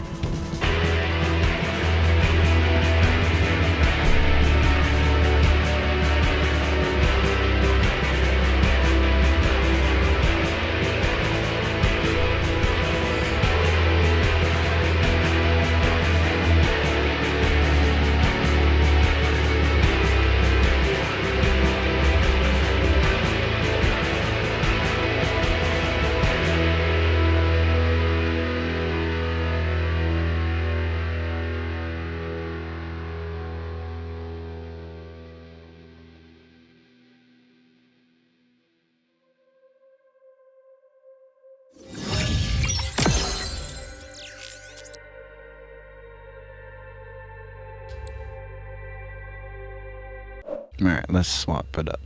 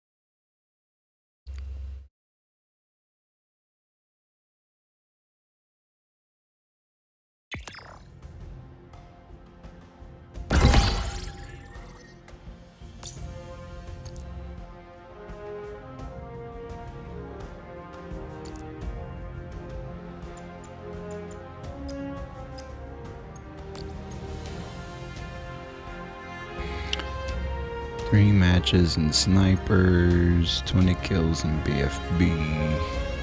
Complete the lava well race. We're not doing races. Destroy 50 enemy portals. We could do that. 100 kills, 7,500 damage on takedown.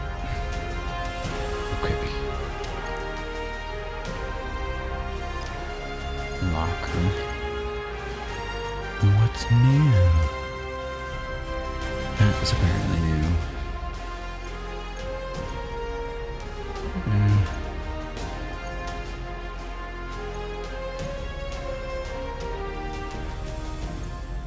Yeah, whatever. I'm good with what we got.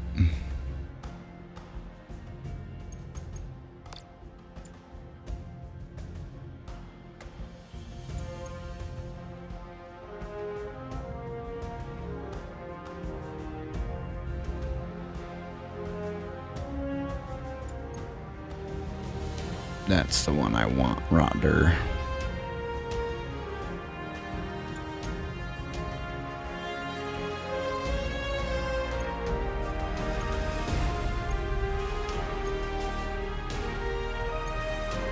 That one's pretty cool too.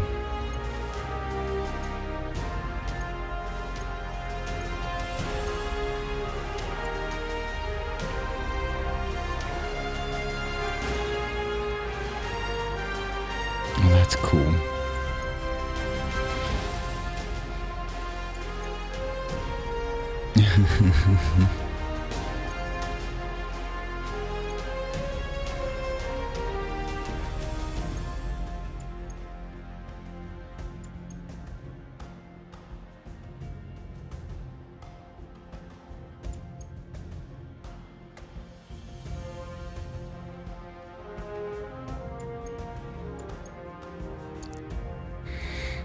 Okay.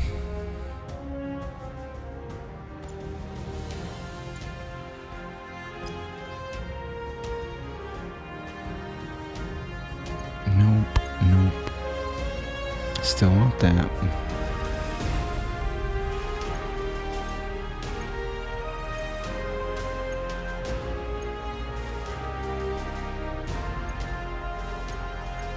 Don't care about the emotes. Want that.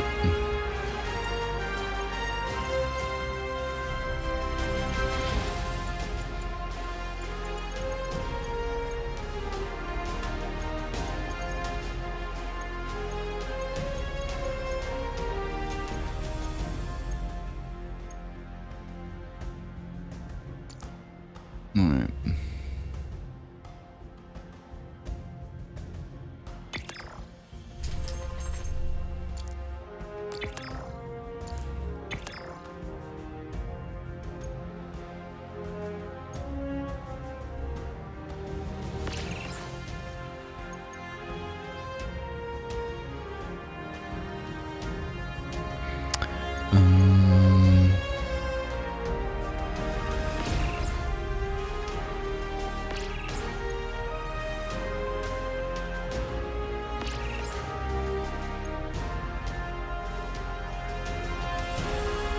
No. And we'll try it if I want a free for all.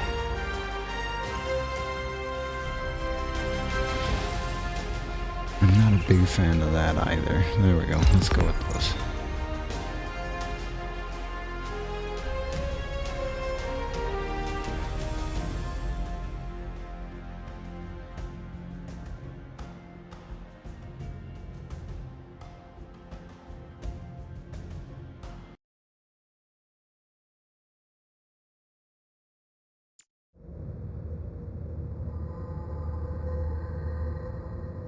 Foregone destruction, abyss.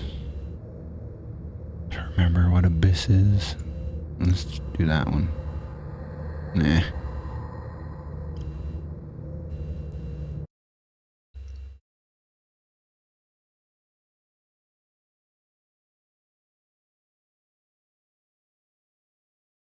Five, four, three, two, one.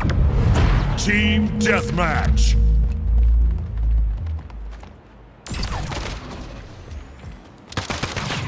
Lost the lead.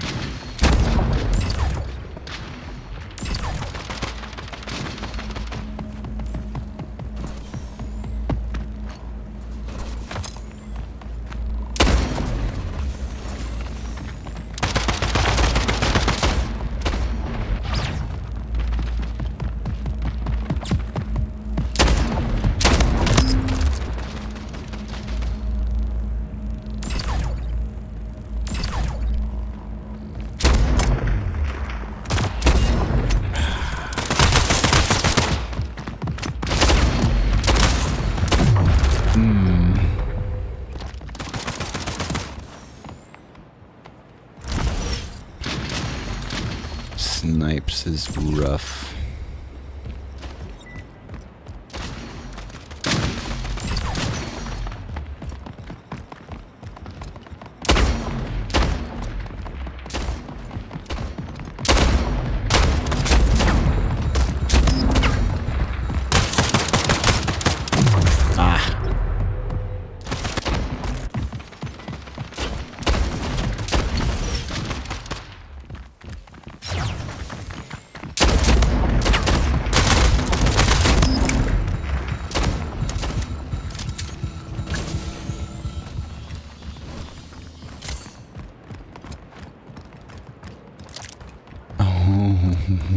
I forgot secondary weapon.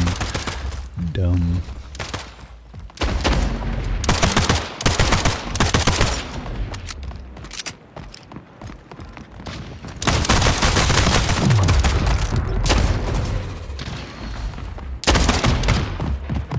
And they're all together too, okay.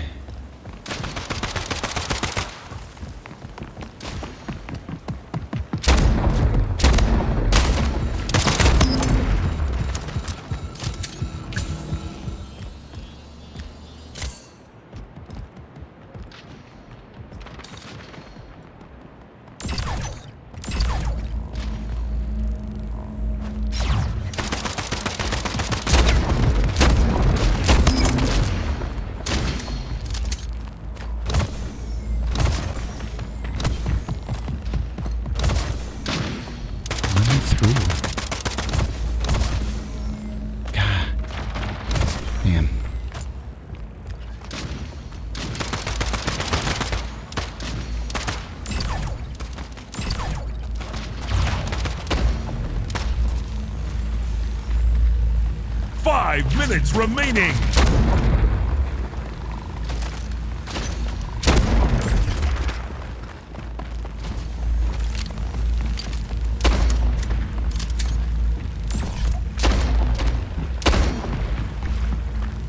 What is the damn?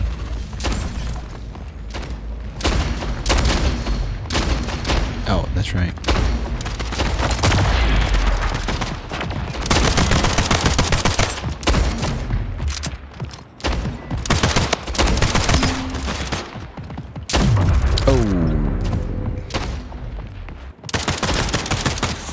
We are losing badly.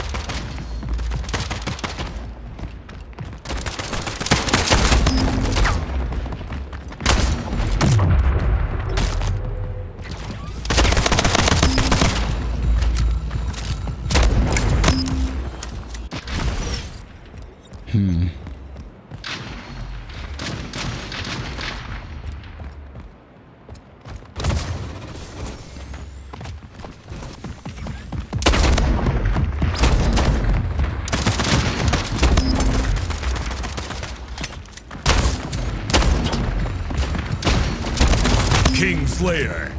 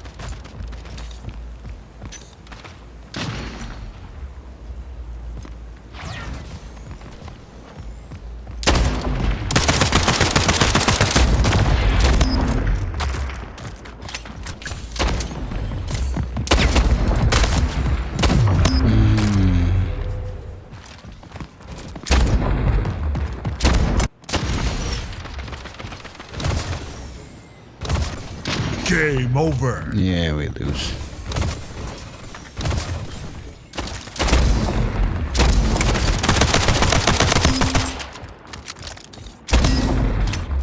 Alright, we're gonna go mess with the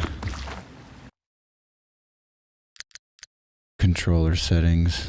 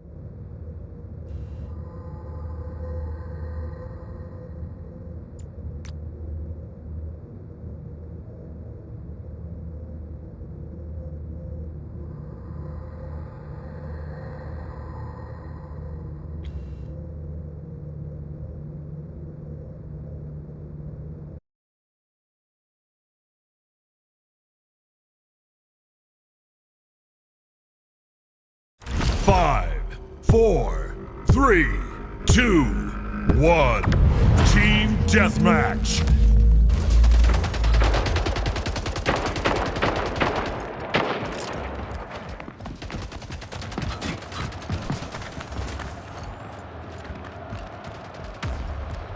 Lost the lead. Tied the leader. Gained the lead.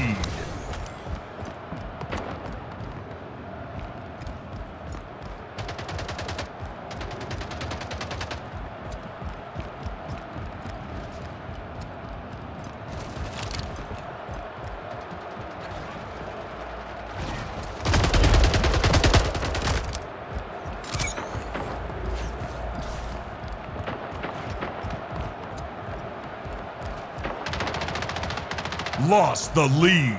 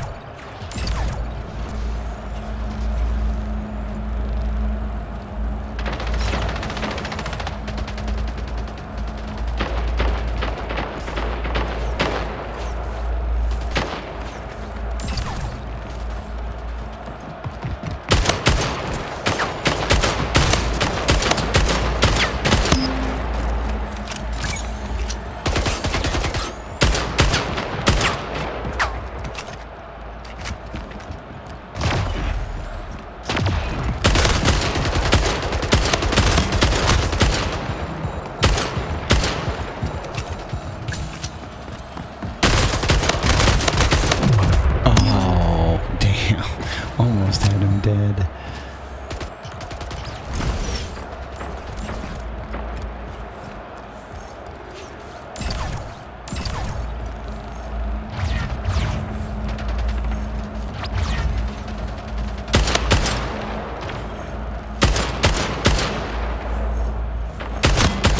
Slayer.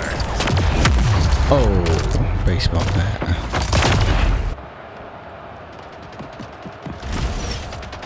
Okay. 5 minutes remaining. He's got the bat.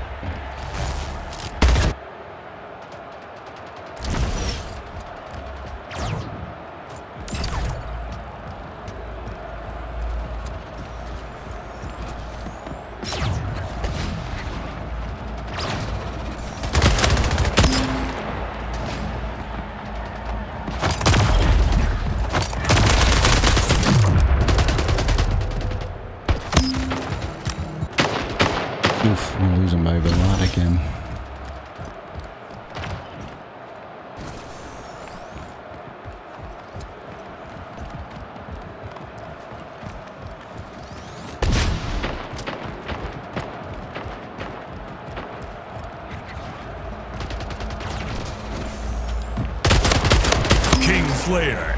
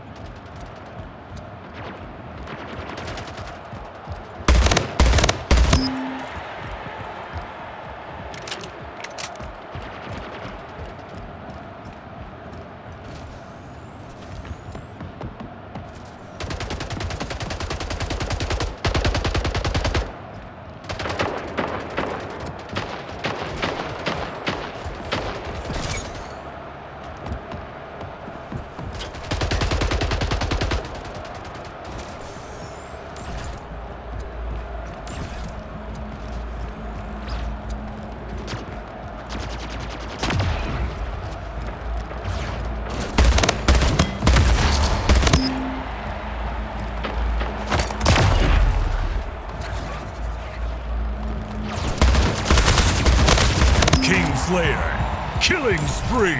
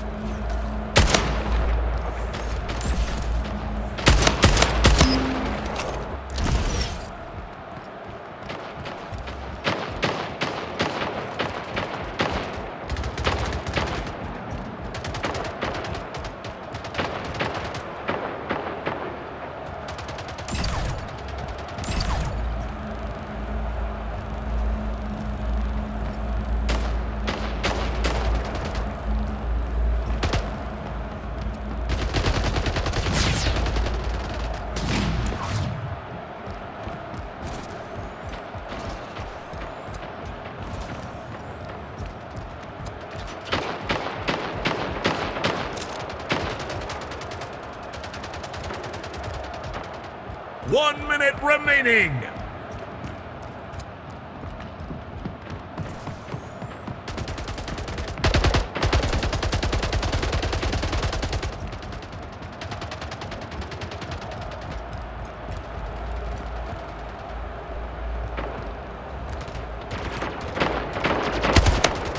Game over.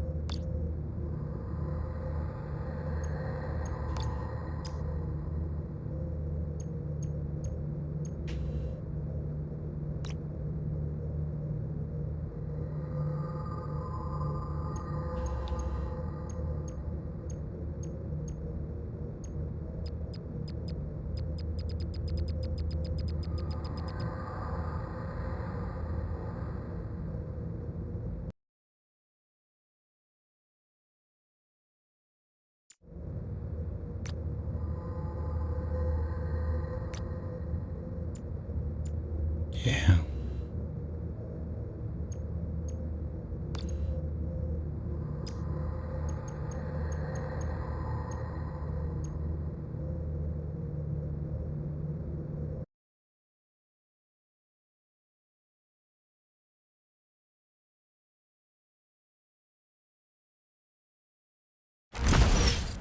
Game starts in 5, 4, 3, 2, 1. Sunny Snipers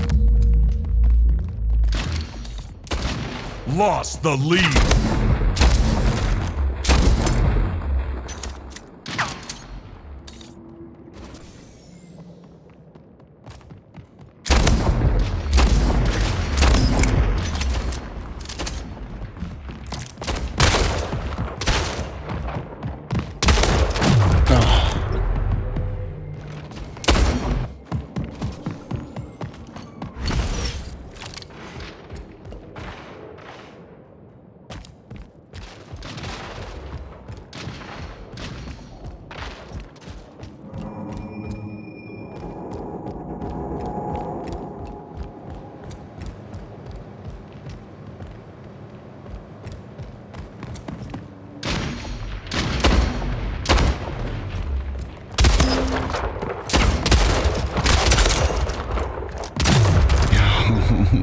I gotta pay more attention to my ammo.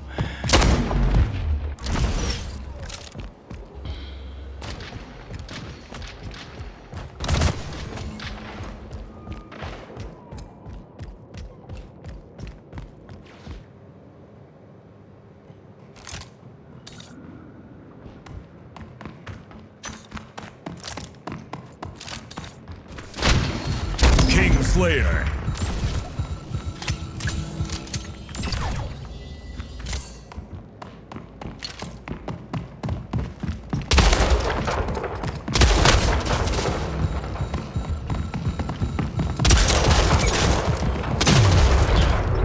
Still not paying attention to my damn ammo.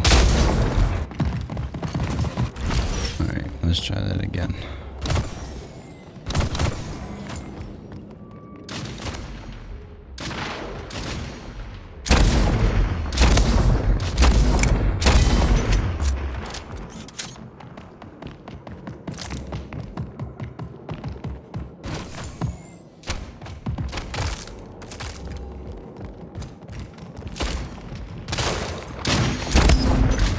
Double kill. Okay.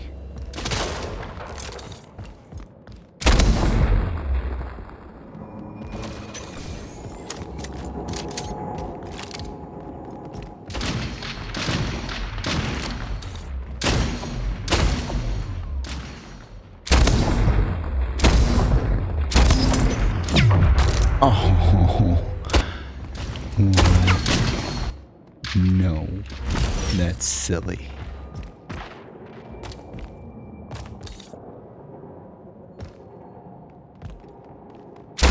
Minutes remaining.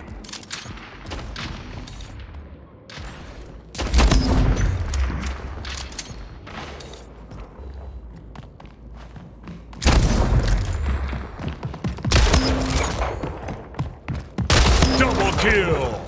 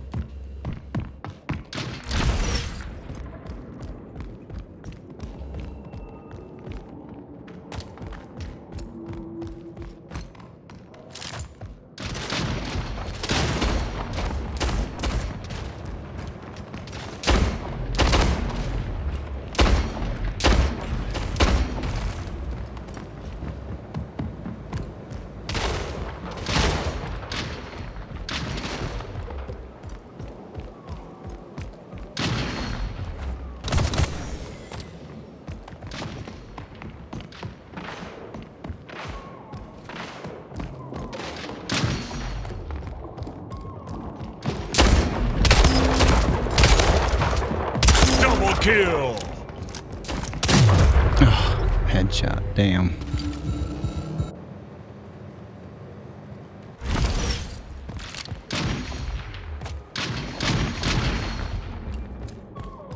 Game over.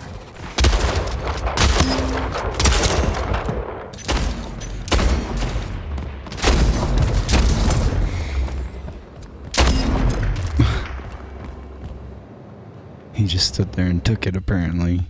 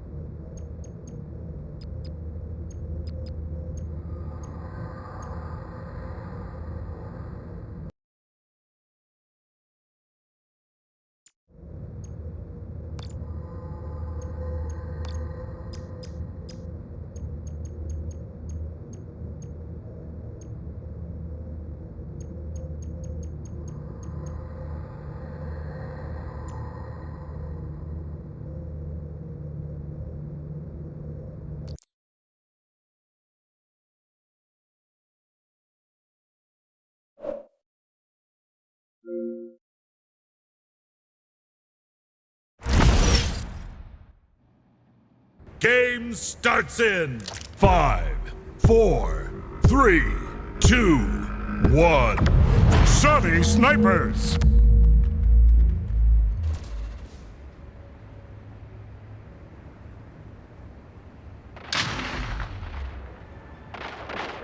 Lost the lead.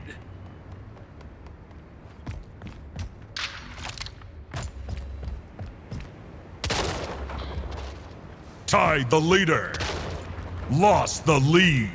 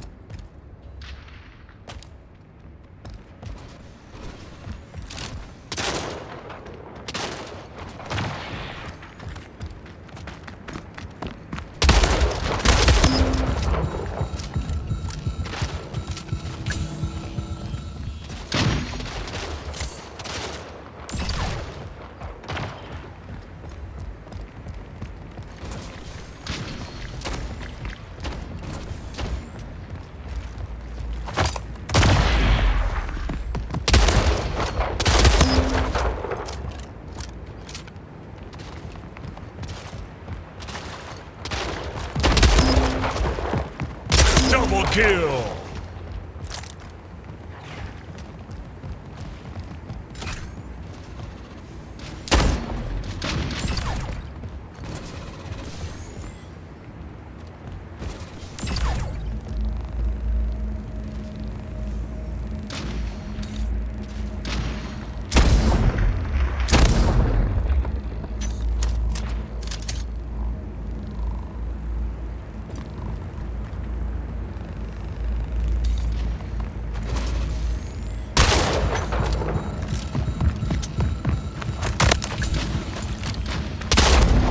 Killing spree!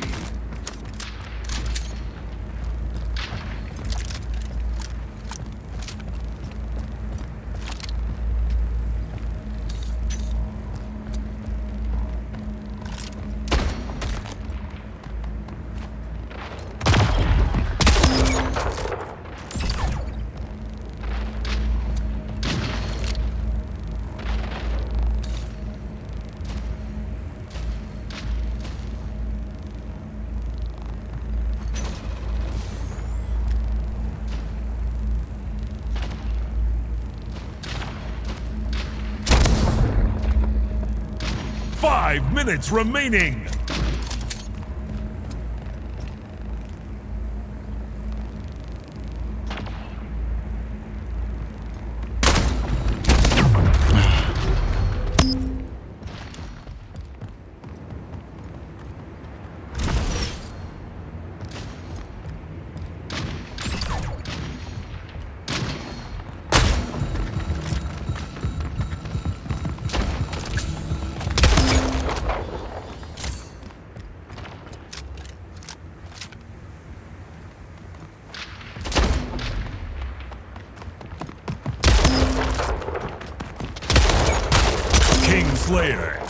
Double kill!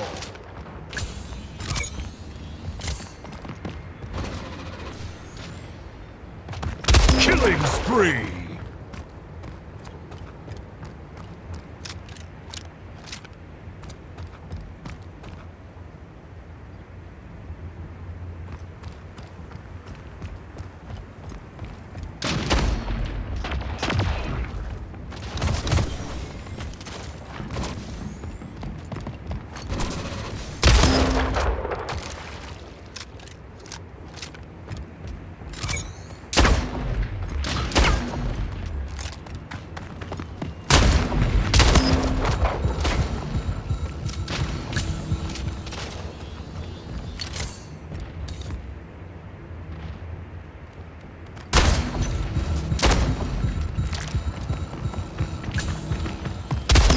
Slayer.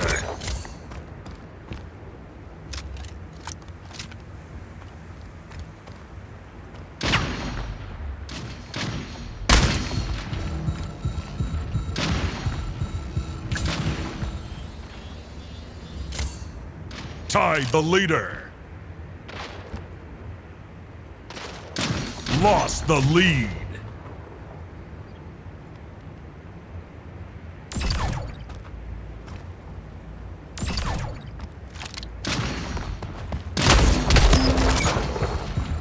Tied the leader.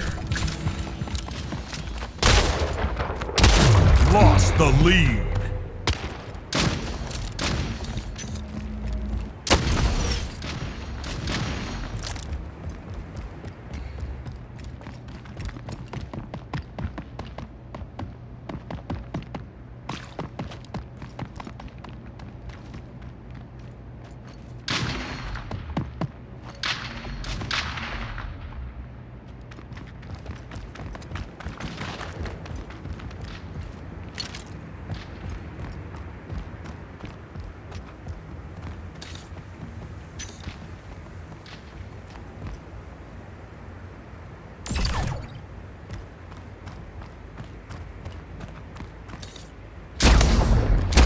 Slayer.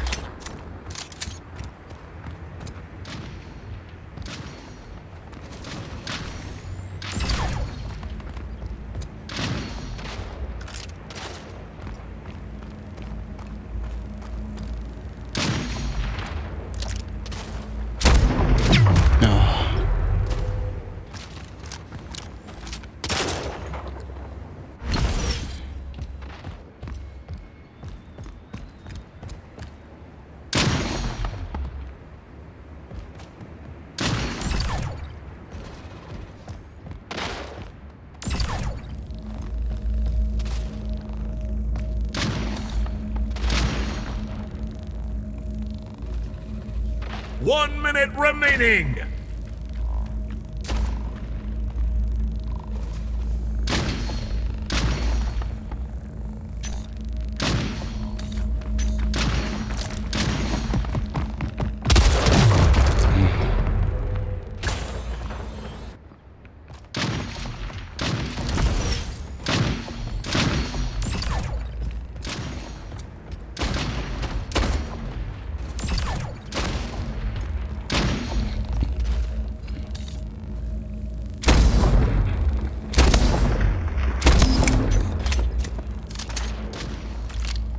Game over. Oh. But I did so much better that time.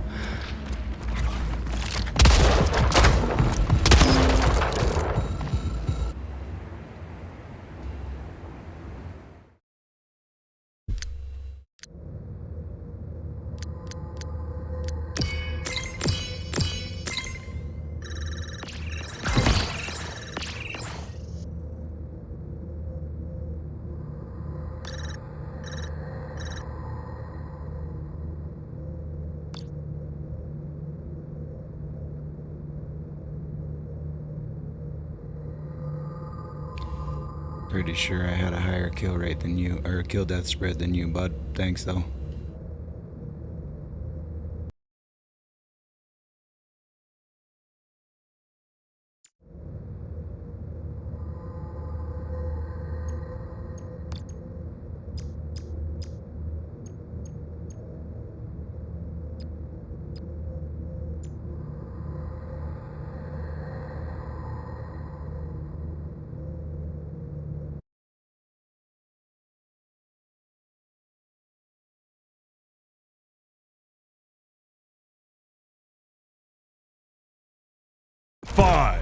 4, 3, 2, 1.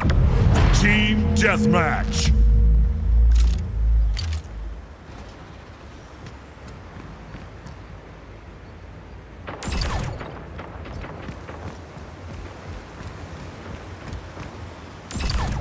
Lost the lead.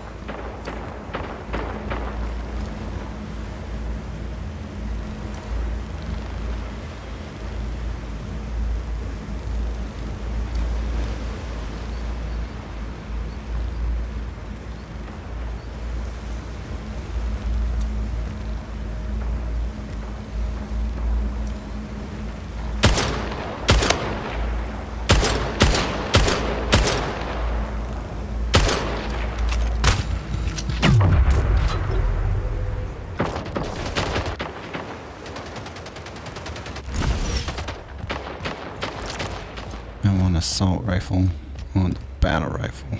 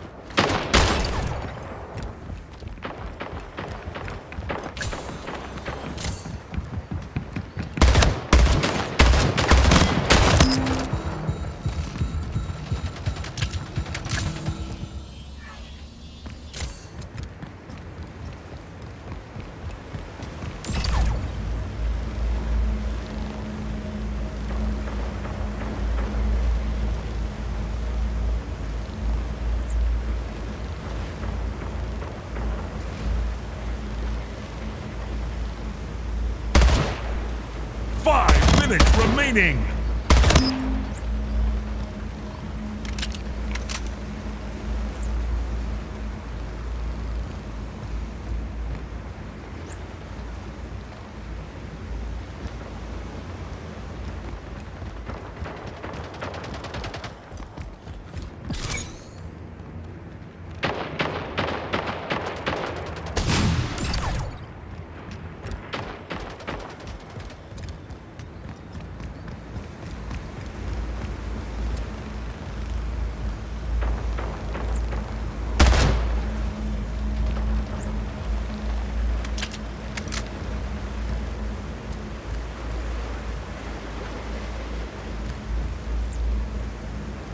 Why is everybody so in a hurry to die?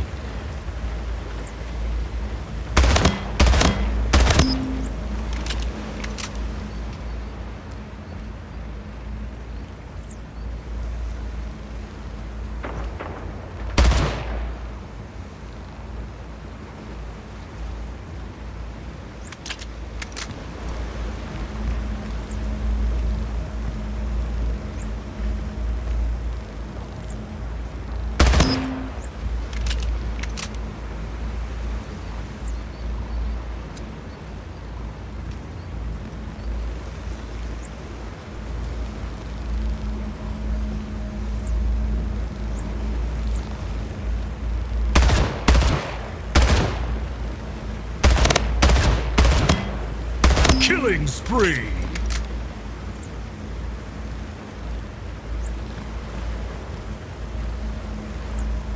Kingslayer.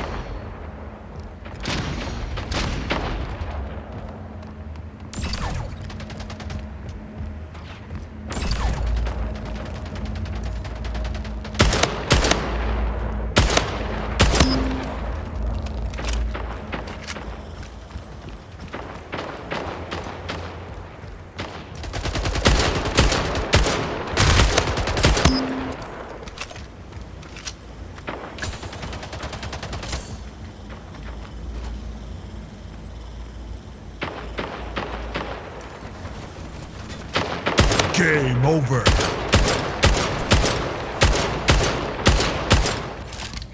Well, I did fine.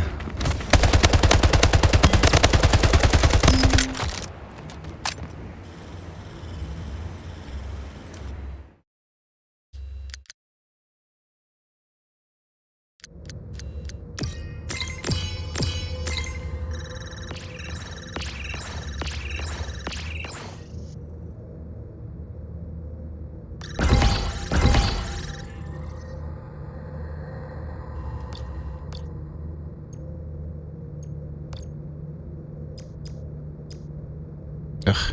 Alright, we gotta get out of here.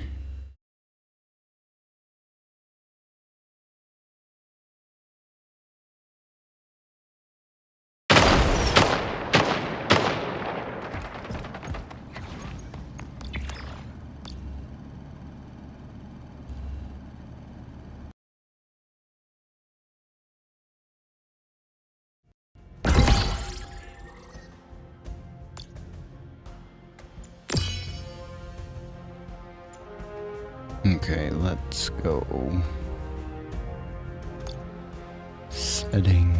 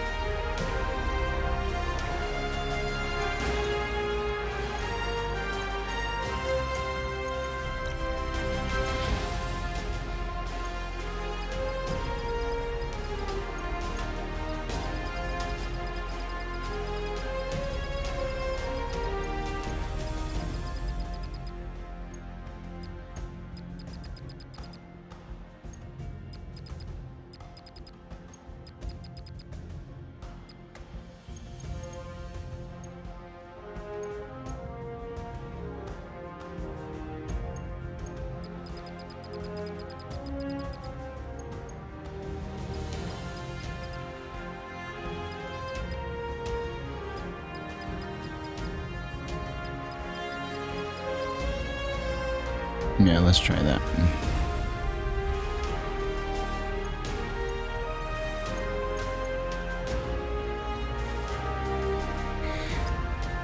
And here we go.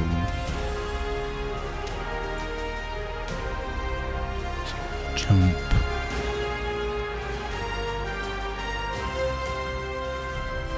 A is crouch. Do we want to keep that? Yeah. Change weapons, melee. Reload. Fire. Right pull. Zoom. Jump.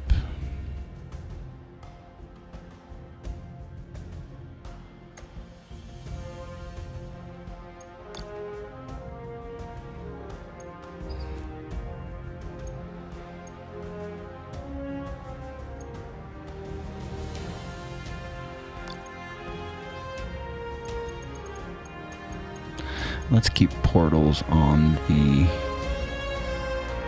D-pad.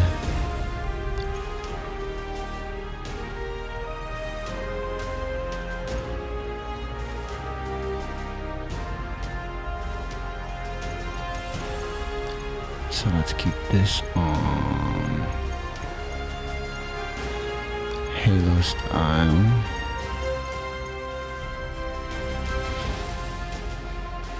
We can make this the grenade.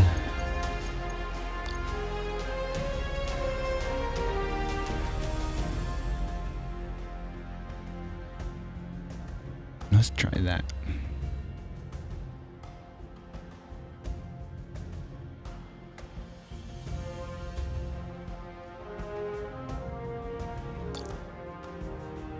I don't care about the emote.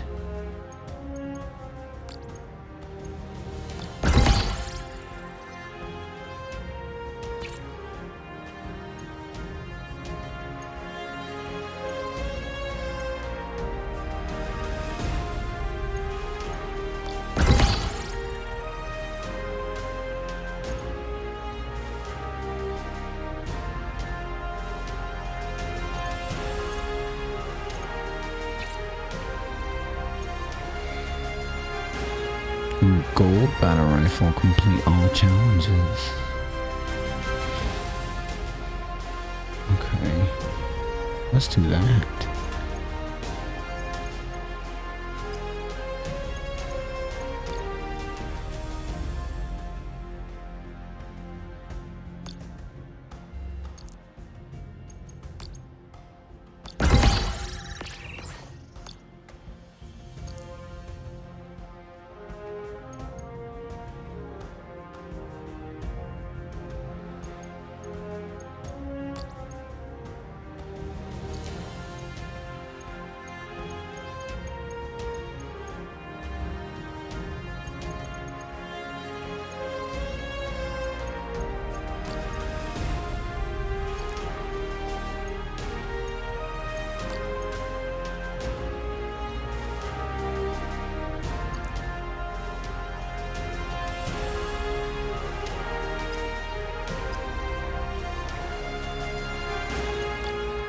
What we can do with replays here.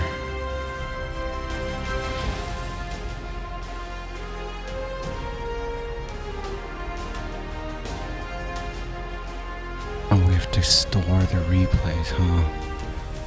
Well, let's just see, because I have one stored. Do we have the same kind of camera control and stuff?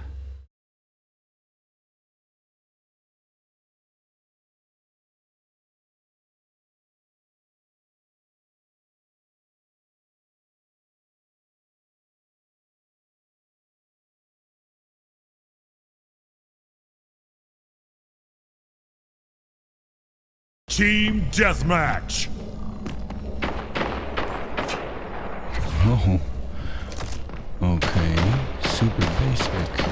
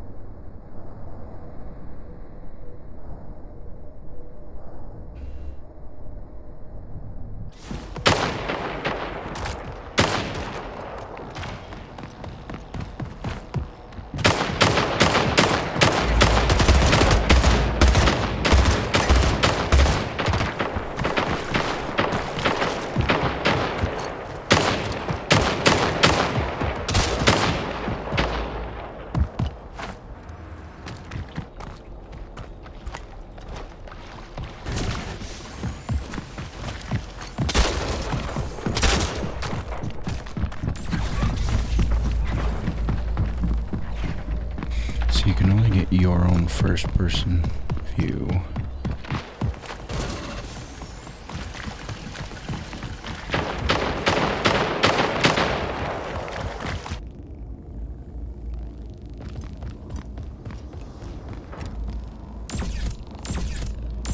Oh, nope, you can change characters too. Where is the indicator for who I'm... Oh, I see.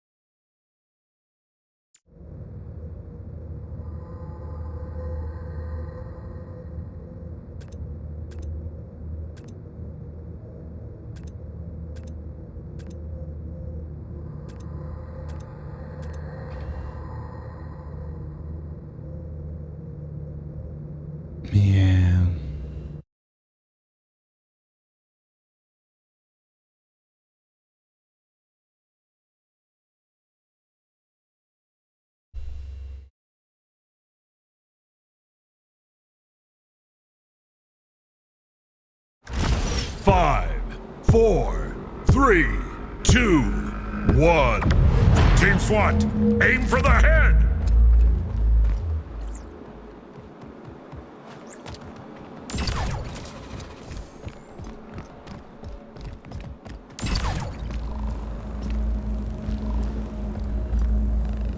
Lost the lead.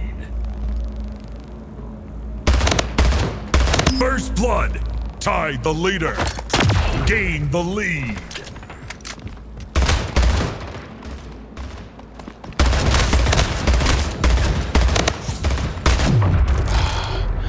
That was so close.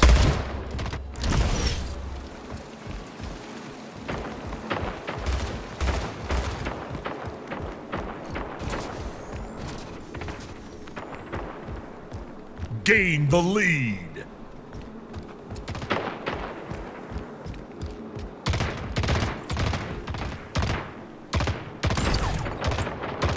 Lost the lead.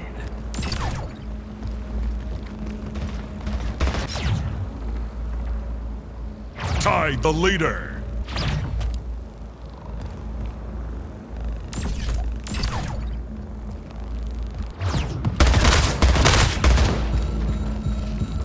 Lost the lead.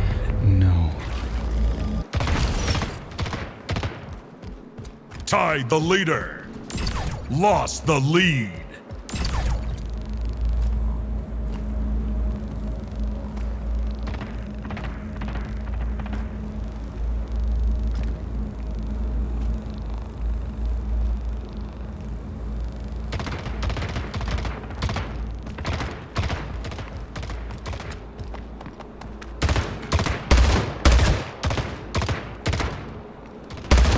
Tied the leader.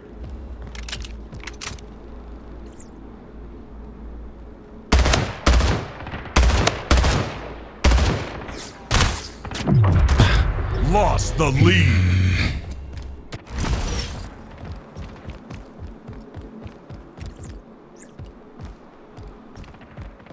Tied the leader.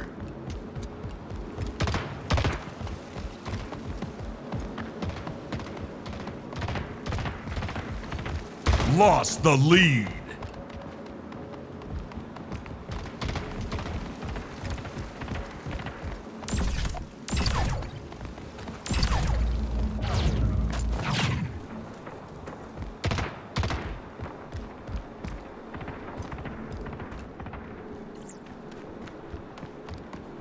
Tied the leader.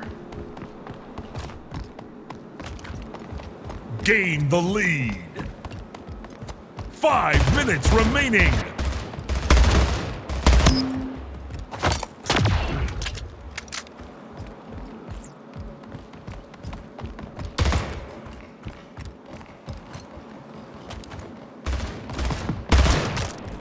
Gained the lead.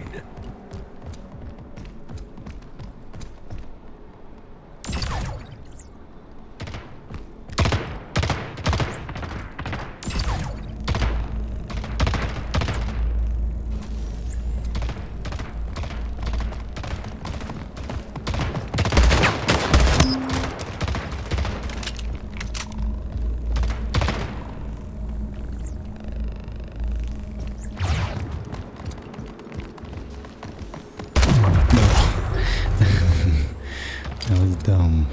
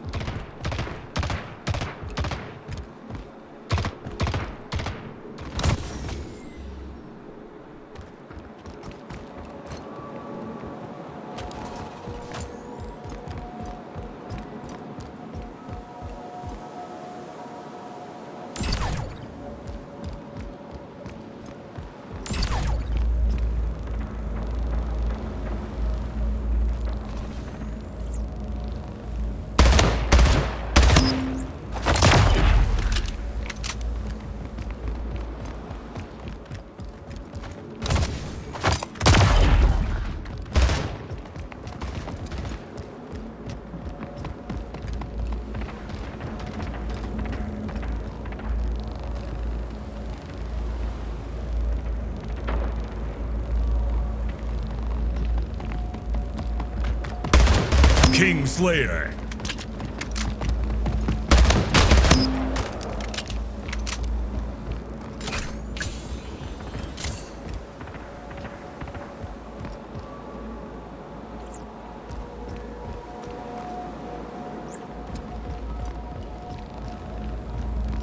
One minute remaining.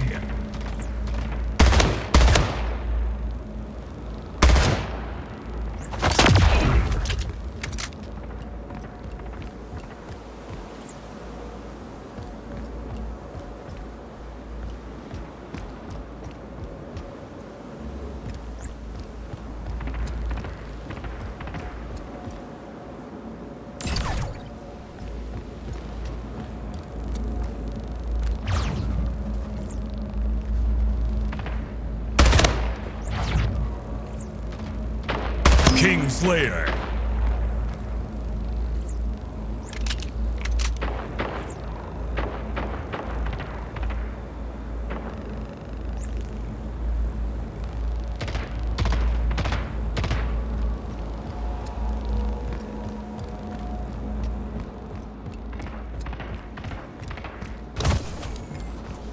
Game over. Victory. Yeah, just gotta play smarter.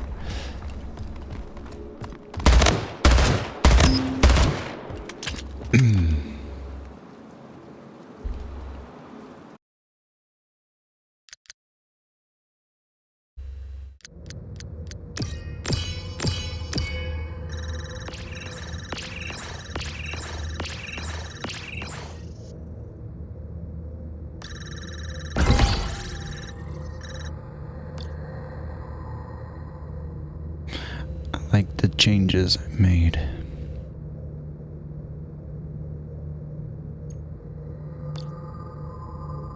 Six deaths, 12 kills.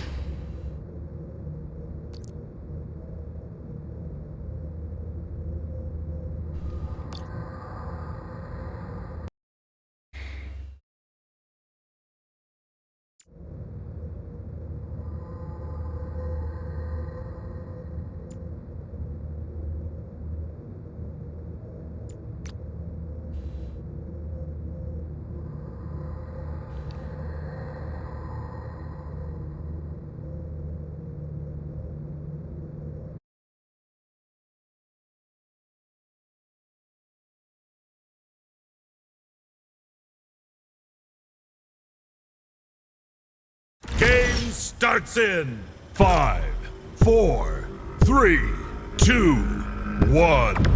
Team Deathmatch.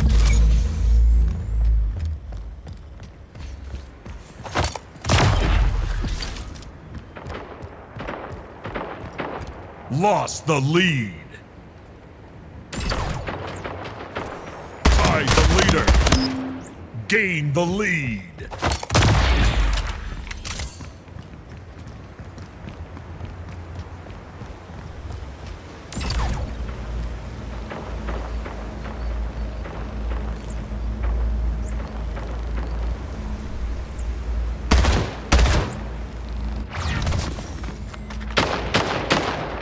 Lost the lead.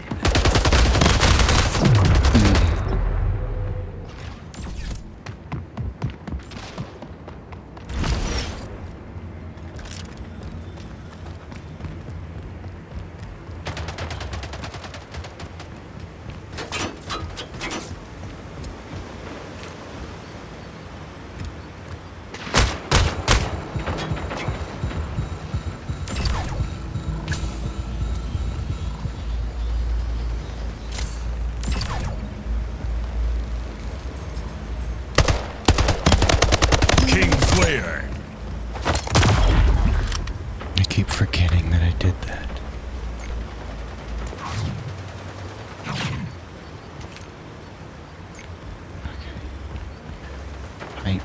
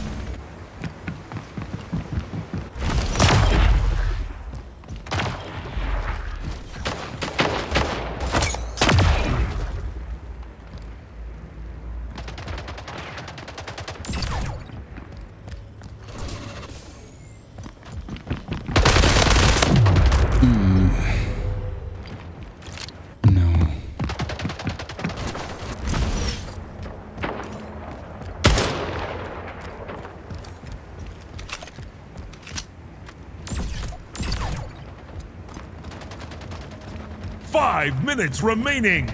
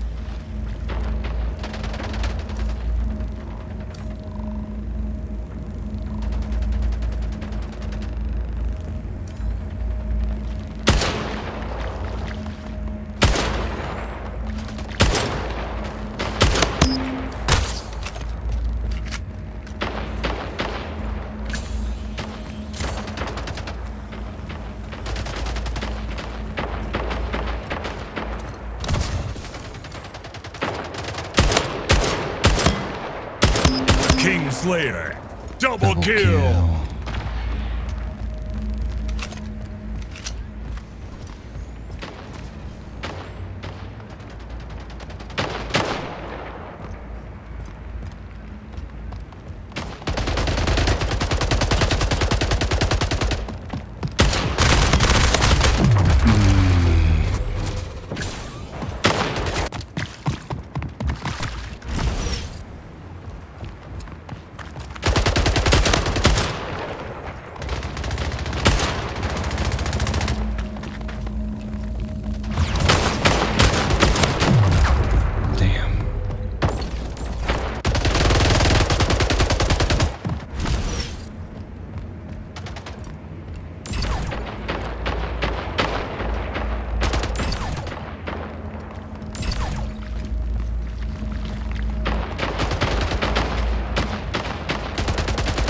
Game over.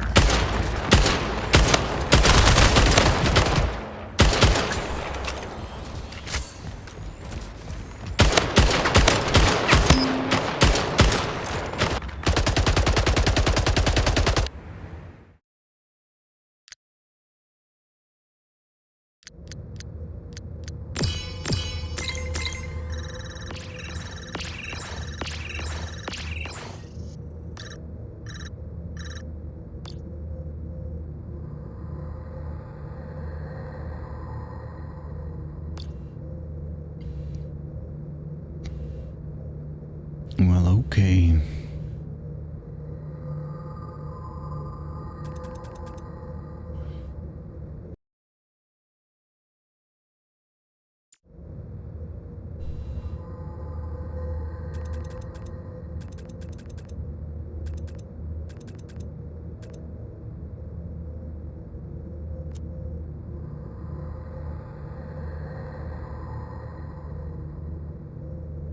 Oh, snipers.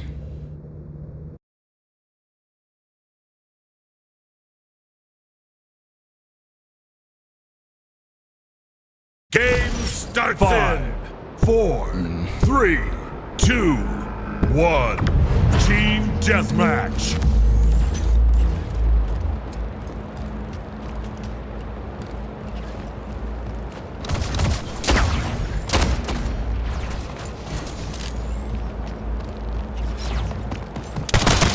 First blood. Gain the lead.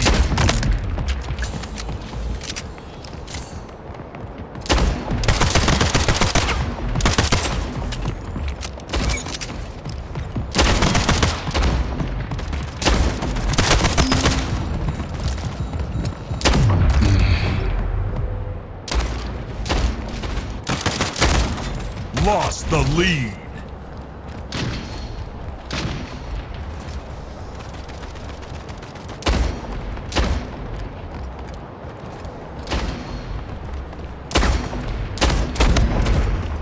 Tied the leader.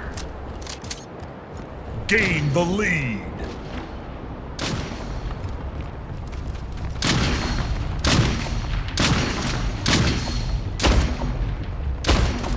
Gain the lead.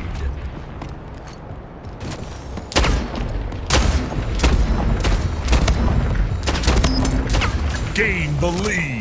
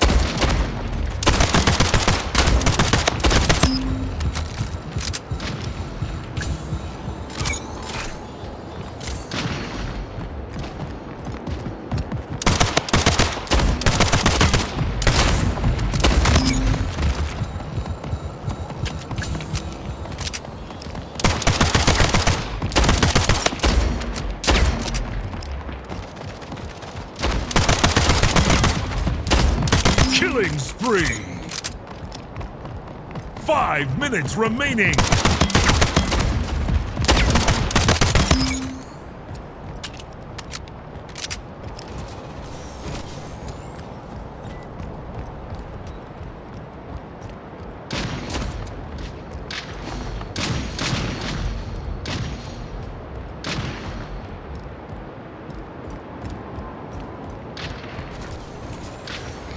This kid is talking way too much.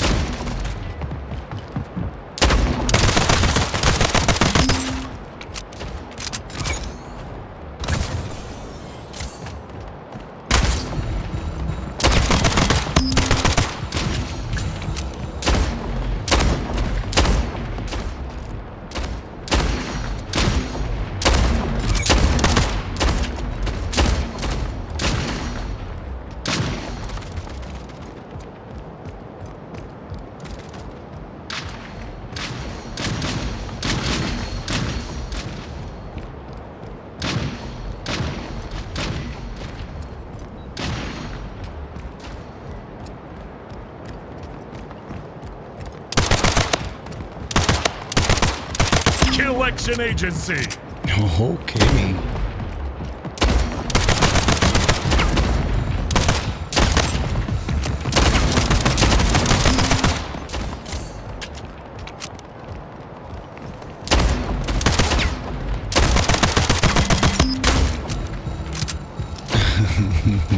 Double kill. Yeah.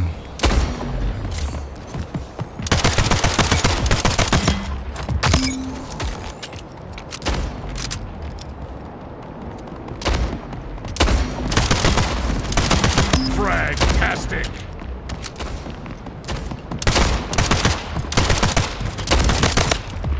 Kingslayer.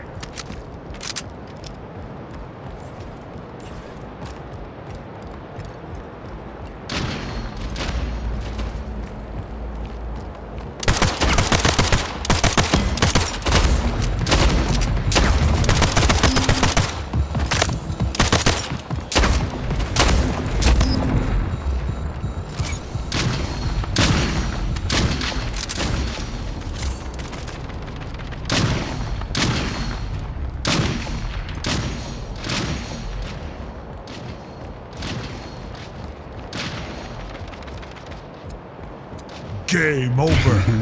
Victory.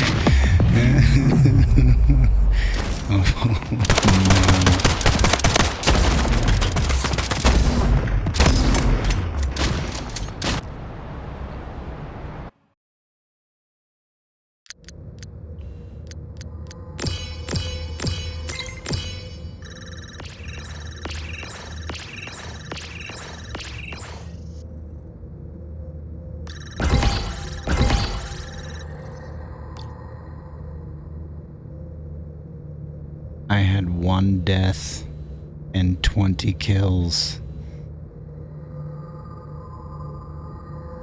Just putting that out there.